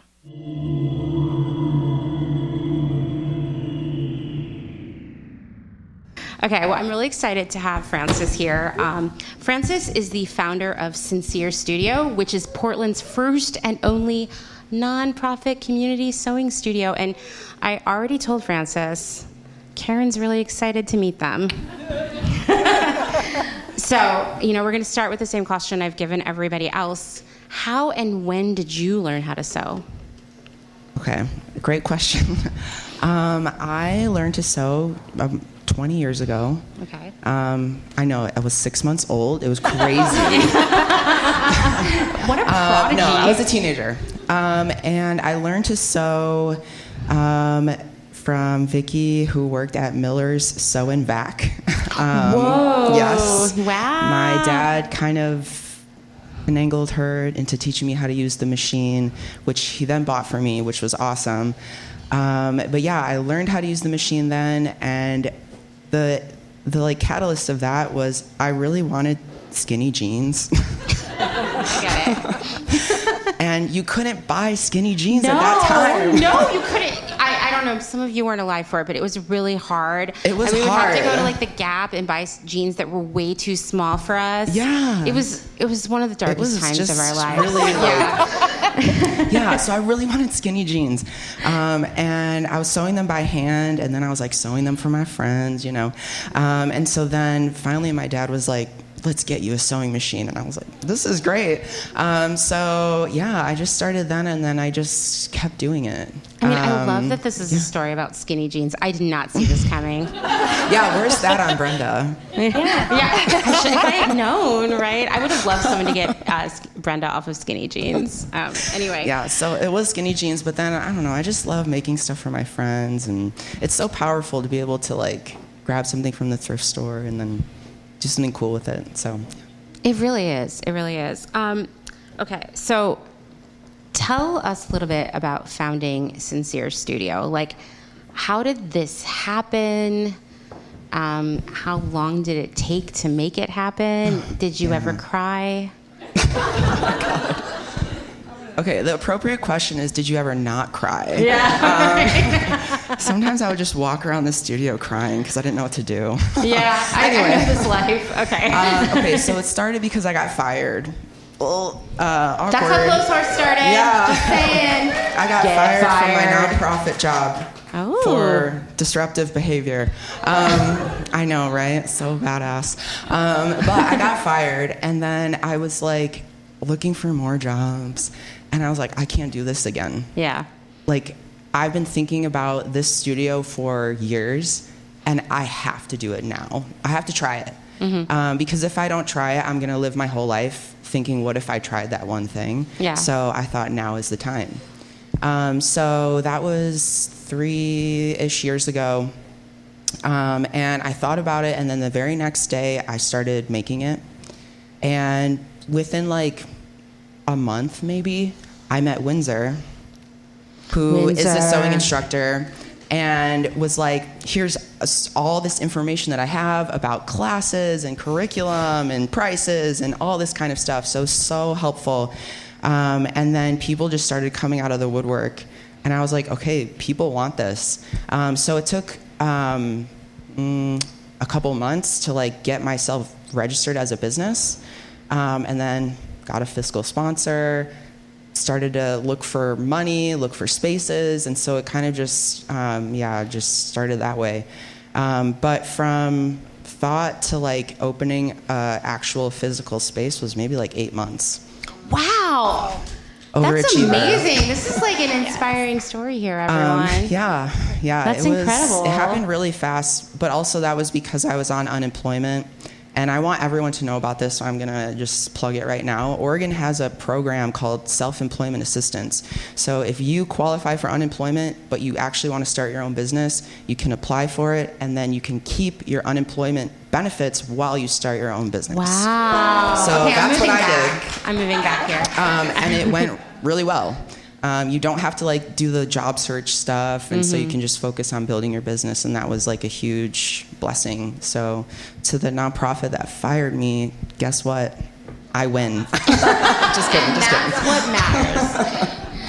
But I'm sure there have been challenges along the way. Like, as soon as I'm sorry, this is just how it goes. As soon as I hear someone is doing something really cool and radical and good in the public good, I'm like, oh, so like you are like probably worrying about money all the time. Oh, it's literally the first thing I do when I wake up every single morning is I look at our bank account. Yeah, it's hard. It's hard because no one has money right now. Right. I mean, it's hard. And also the people that we want to like help don't have money, you know? I mean, like, it's hard. It's hard. And there's not a lot of funding out there right now. We're a nonprofit, so it's just been extremely difficult to find grants that are even being funded right now. So yeah, it's really difficult. But somehow we've made it this far. We've paid rent every month. I don't know how. Yeah, it's amazing. Yeah, so it's really just been like the community, and I know you were kind of like talking about this earlier with Portland, but the thing I've noticed about this town is that people are really invested because they feel like they can like make a difference in their town, because it's kind of small enough to do that. I'm from Chicago, so you kind of feel like, well, what can I really do there? But people here are like, I am making the city that I want to live in. And so I do find that there's like this really big investment in the studio. That's amazing. I mean, Portland really is, seriously. I've lived all over this country. Portland is such a special place for that reason, because people just really care, you know, and believe in the potential of everybody working together. And honestly, that's why you guys are so unpopular everywhere, because everyone's jealous, okay? Because that's not the norm. Like, people, the engagement here, the passion for a better world is why I believe this like sewing revolution can start here, because you know what's going to happen is then the New York Times is going to write a piece about how Portland is this like sewing mecca, and then it's going to be this massive trend, and all the tourists are going to come back, and you're going to have to open a location at the airport, and you know. The resistance will be handmade. Yeah, exactly. And I love that. Like, actually, my friend Mary, shout out to my friend Mary DeFries, who helped me take the straps off my bra before the show. She was telling me that people are teaching like crochet and knitting down at the ICE building. Oh, hell yeah. Also, fuck ICE. Just wanted to get that out there. But that's sick. Like, only in Portland, do you know what I mean? Would be like making things is part of making resistance. Yeah, I agree. And it's so magical. I'm getting like misty-eyed here. I just love this place so much. Okay, I'm gonna go out in the audience. We're gonna take some questions, and I have a couple questions for all three of you. So let me get my stage purse. And you go out here again, Dad. Thank you.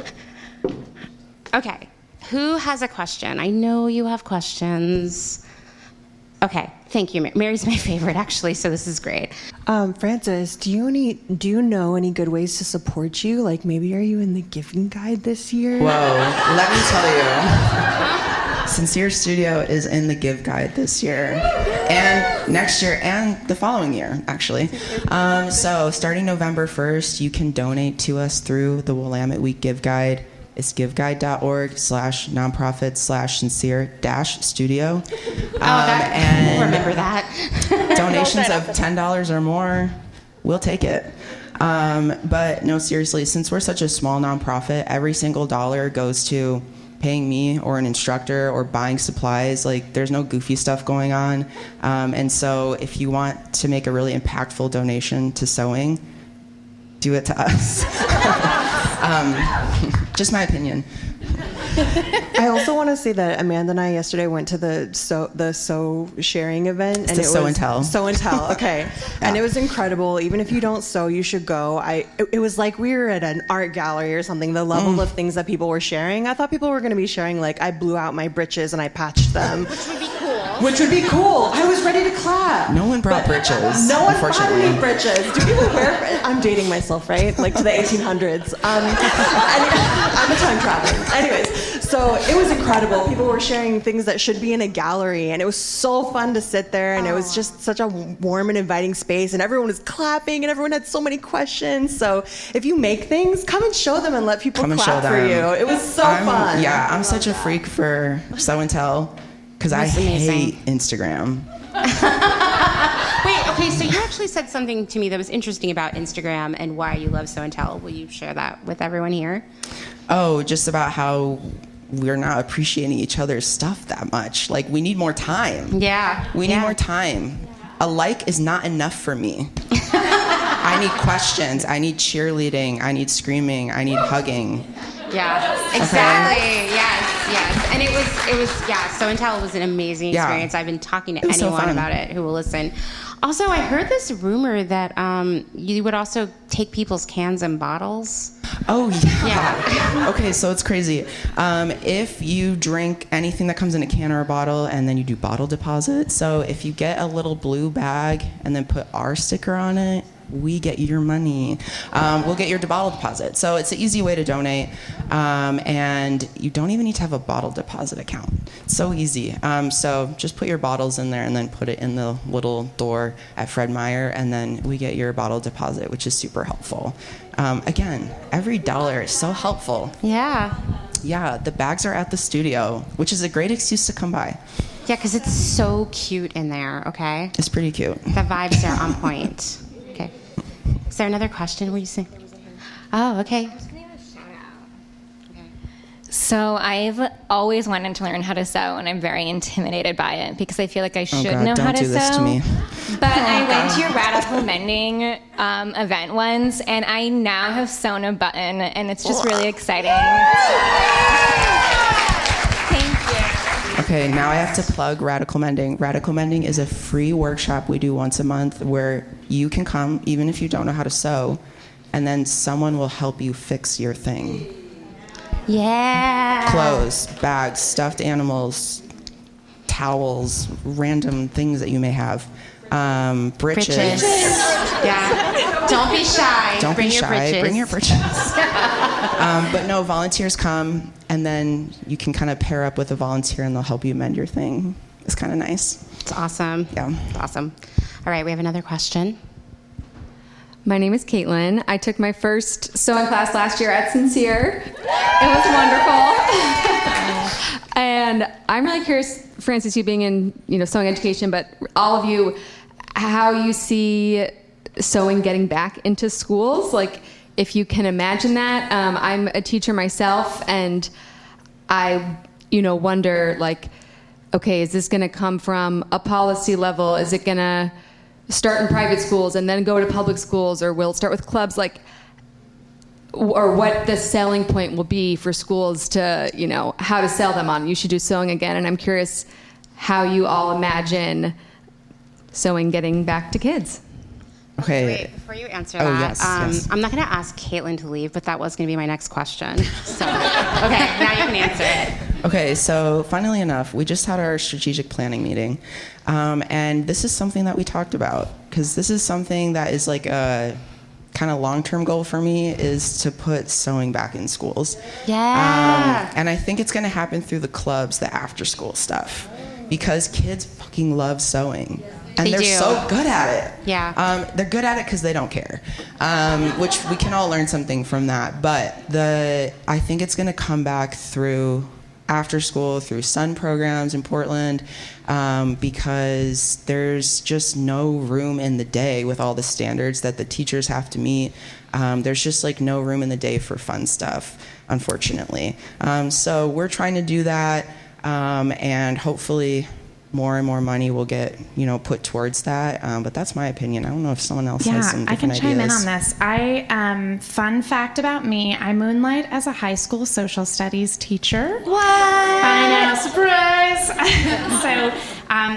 So my way of kind of bringing together my two loves in life, a couple years ago I created a sewing program that I did get a grant through Prosper Portland. Grant money back then was a little bit more flowing readily. We're in a very austere moment, and I feel you on that.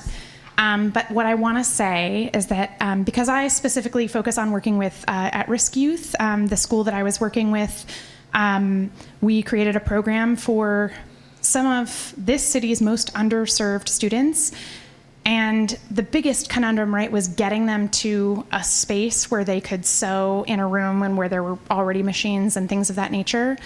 And I can tell you that my 6 students that attended this class, despite the inclement weather, despite transportation being a conundrum constantly for them, they all came to almost every single class. They all finished the program.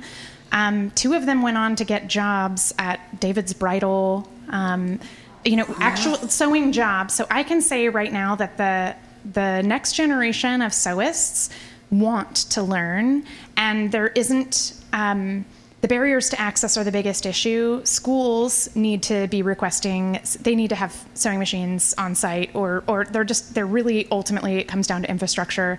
But the students themselves, they're way more patient than I ever was. I don't know that I could sit through my sewing class, but they did.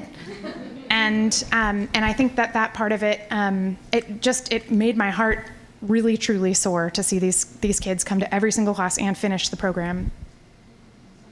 I think if you go back to what Amanda said in the very beginning, that we can make the change, that we can build what we want it to look like, that we have to do that. We have to start putting it out there in the community in different places where people are wanting this and hungering for it. Like, people want football, so we have football at schools, right? So if they want to know how to sew and it becomes part of what everybody is doing, I think that's a first step of making it back into the school programs. I wish it was in the school programs still, but there's a lot of other places where we can start bringing that back in our community. Like we mentioned before, I do a lot of community theater. We have other places that after school programs where we can start teaching people how to sew. We have a senior center in Salem, senior 50 plus. Yeah, that's it. Yeah, and they teach. You have to be over 50 to be part of it, and they are teaching people that are over 50 that don't know how to sew. I mean, there's people of all ages that don't know how to sew, and I think we just need to make it part of our culture that that's what we do, and then the schools will see that that's important to our community, and that will help them start getting it back in. That's what I think.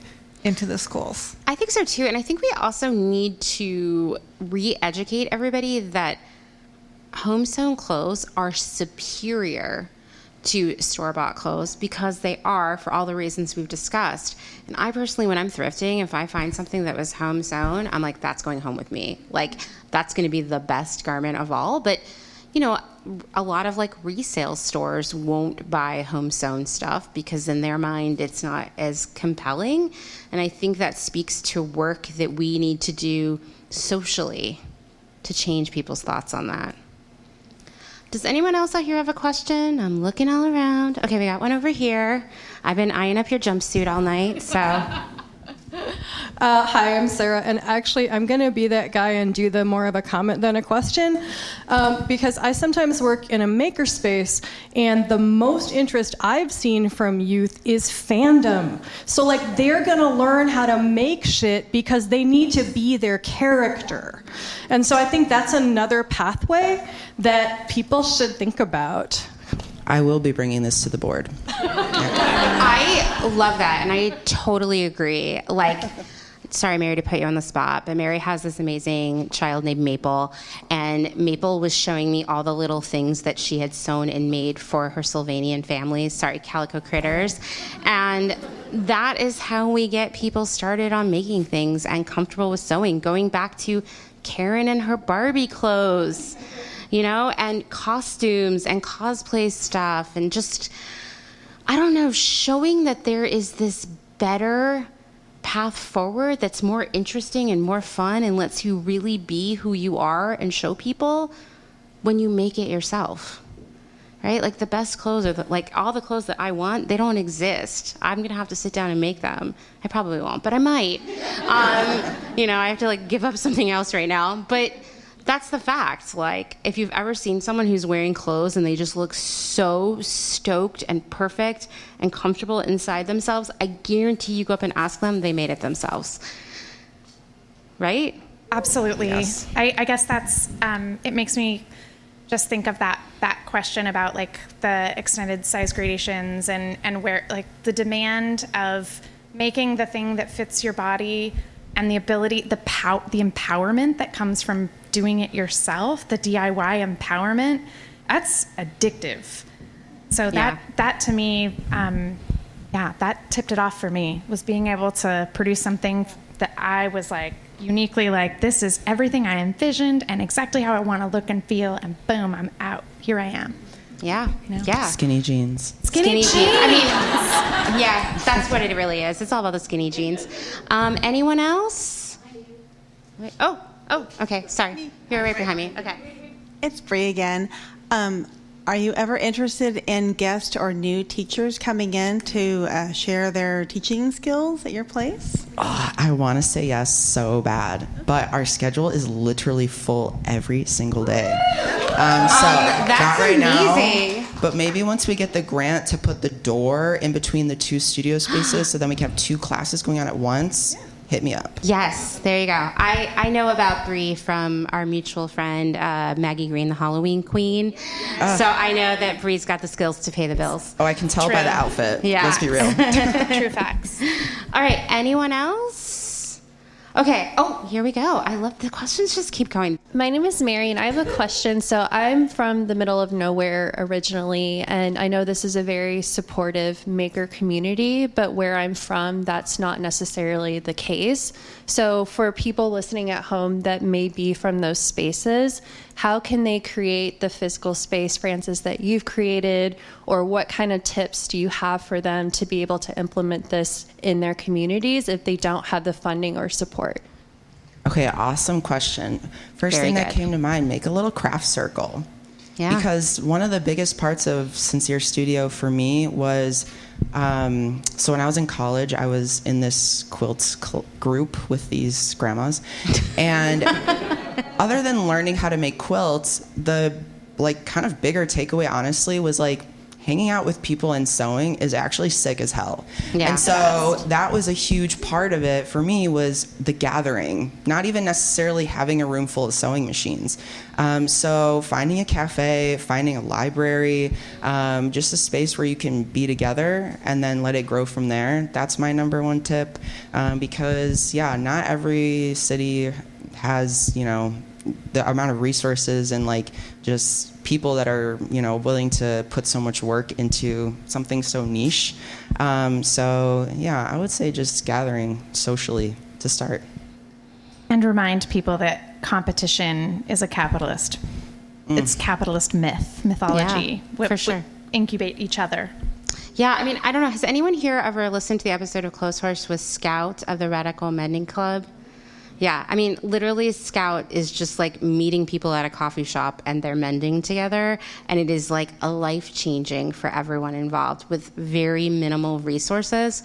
And yes, I think the exciting part is when someone fixes their perhaps skinny jeans, but it's also that they're together doing it. And being at Sew and Tell yesterday, I was just like, man, everybody's in here being so stoked for each other. When was the last time we got a chance to do that? Right? I mean, I come from a corporate background where everybody's secretly hoping that you poop your pants in the meeting so they can have your job. So it was just like I was like, this is great. Why isn't the whole world like this? Like being at that event, I could see the better future. And it was like in sharper vision. Like I could see it happening soon. Fast fashion hates to see us gathering. They do. Seriously. They hate it. Yeah, they hate it. Anyone else? Okay, I have one last question for everyone, because then I want to get a non-alcoholic cocktail from the bar. Tariffs. Who loves a tariff? Everyone loves a tariff, right? The conceit of the tariffs happening right now here in the United States are that it will bring manufacturing back to this country. The vast majority of the mass-produced clothing that is available for sale right now, and I mean like a vast majority, like 99% of the clothes that you could buy online or at the Lloyd Center. Do they have clothes at the Lloyd Center still? I know. Okay. Washington Square Mall. Okay. Yeah. Okay. Or Clackamas. Yeah. The vast majority of those clothes were made overseas, right? And like, trust me, as a person who still works in that industry, but in a much better, cooler part of it now, this is having a major impact on clothing because of fabrics and trims and thread and everything else, like even if something is made here in the United States. But the conceit of it all is that it's going to bring the jobs back. Do you think, and I'm not going to hold you to this, but I want to hear from all three of you, do you think we can start bringing manufacturing back to the United States, specifically of clothing, like soon? Like, I don't know, like next month?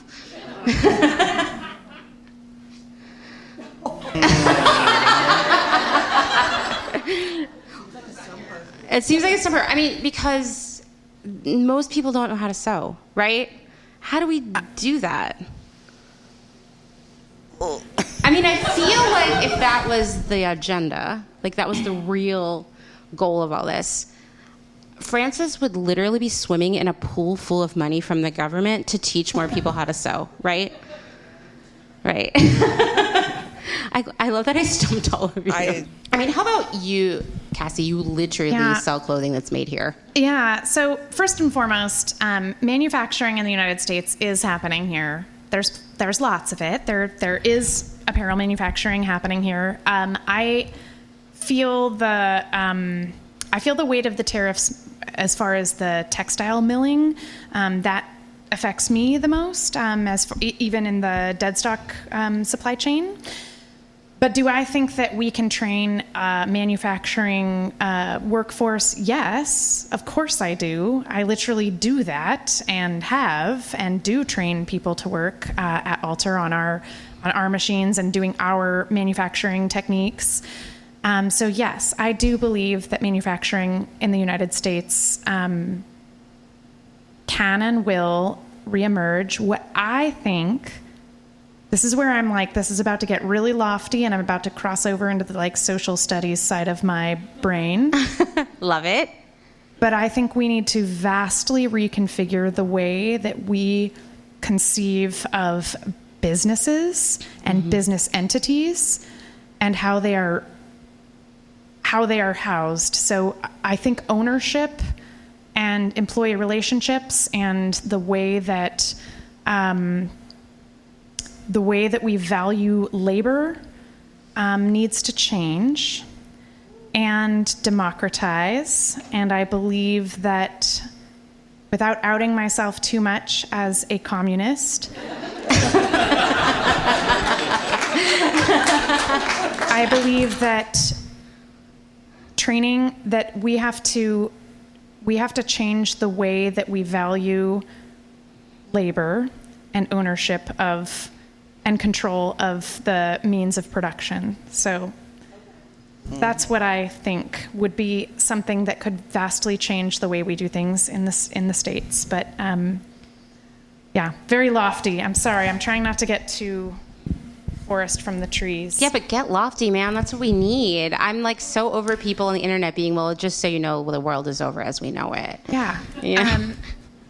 Yeah, I think a big part of it is that I have to invest in that labor force in a way that capitalism has pitted me against my own ethics in that capacity, right? Like, I can't afford to have an employee learn the ropes of manufacturing what we make without investing a lot of money in them. And that is something that I don't have a lot of, right? So we need to create a new type of reciprocity between how we perceive the ownership of the manufacturing side of things. And maybe I'm being too pie in the sky on this, but I believe that more cooperatively owned factories, things of that nature, would create a lot of solutions for manufacturing stateside. I believe that we can really, a lot of what you're doing, like democratizing, not gatekeeping the skill sets, sharing the knowledge and sharing the burden of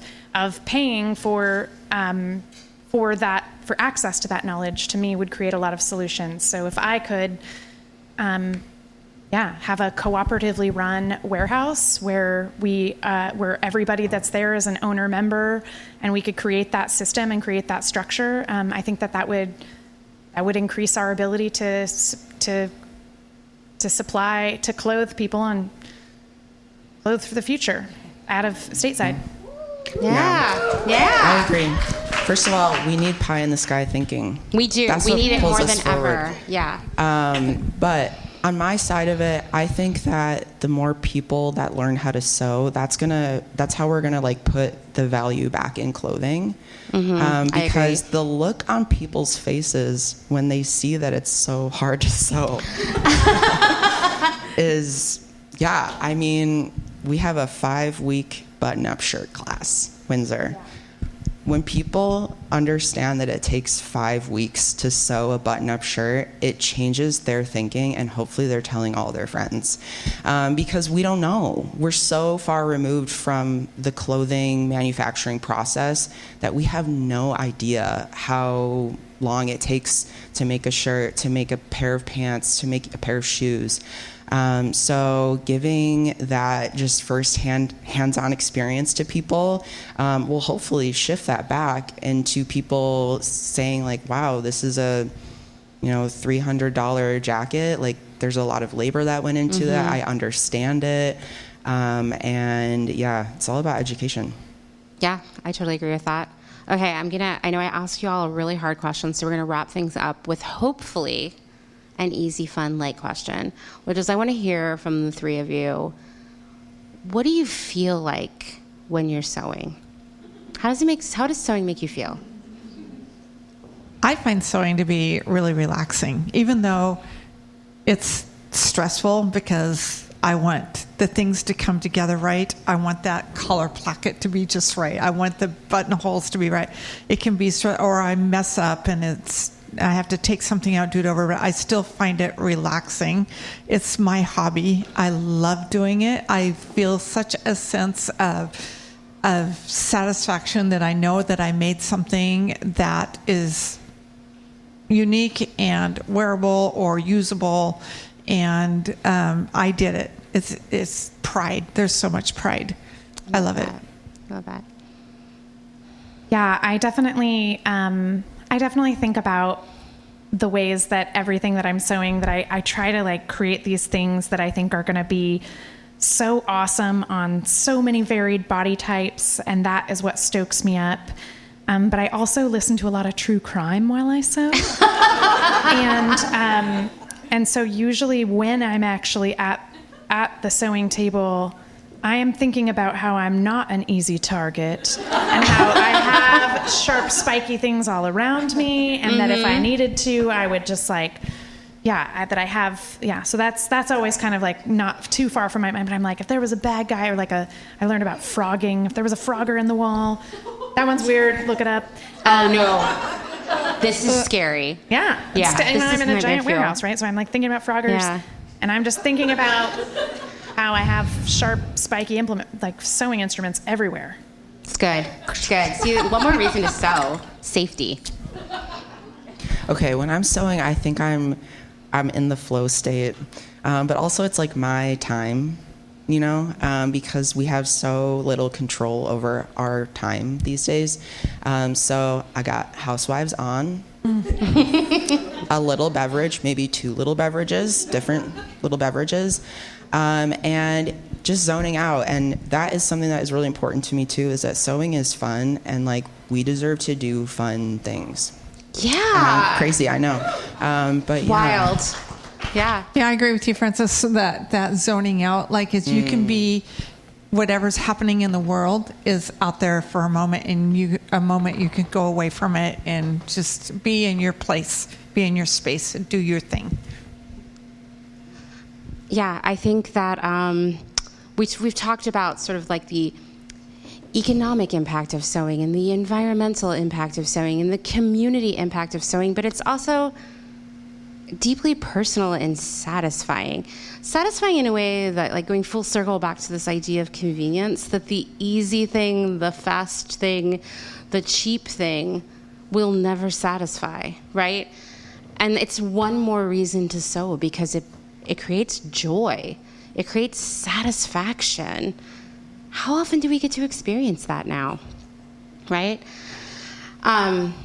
I think, we're going to wrap things up here. That's obviously why I'm standing in the center of the stage, in case you were wondering. I think, once again, we have the opportunity to create the future that we want. And the fact that we're all here together right now, talking about sewing, how important it is, how it's this larger issue, but it's also a deeply personal issue, that's a step forward in itself, because I'm pretty sure this is the first time anyone's hung out at Holocene and talked about sewing like this, right? I hope. And that's just one small step in what we're gonna do next, because now we're all on the same page, we're excited about it, and we're gonna get out there and create the future that we want. I would like to thank you all for coming out tonight. Thank you for listening and watching another episode of Clotheshorse, written, researched, edited, hosted, all the things by me, Amanda Lee McCarty. Of course, lastly but never leastly, we must thank Mr. Dustin Travis White for doing our sound tonight. He created that video at the front that makes me cry because I love it so much. And yeah, thank you so much. Thank you to our fabulous guests, Karen, Cassie, Francis. Thank you.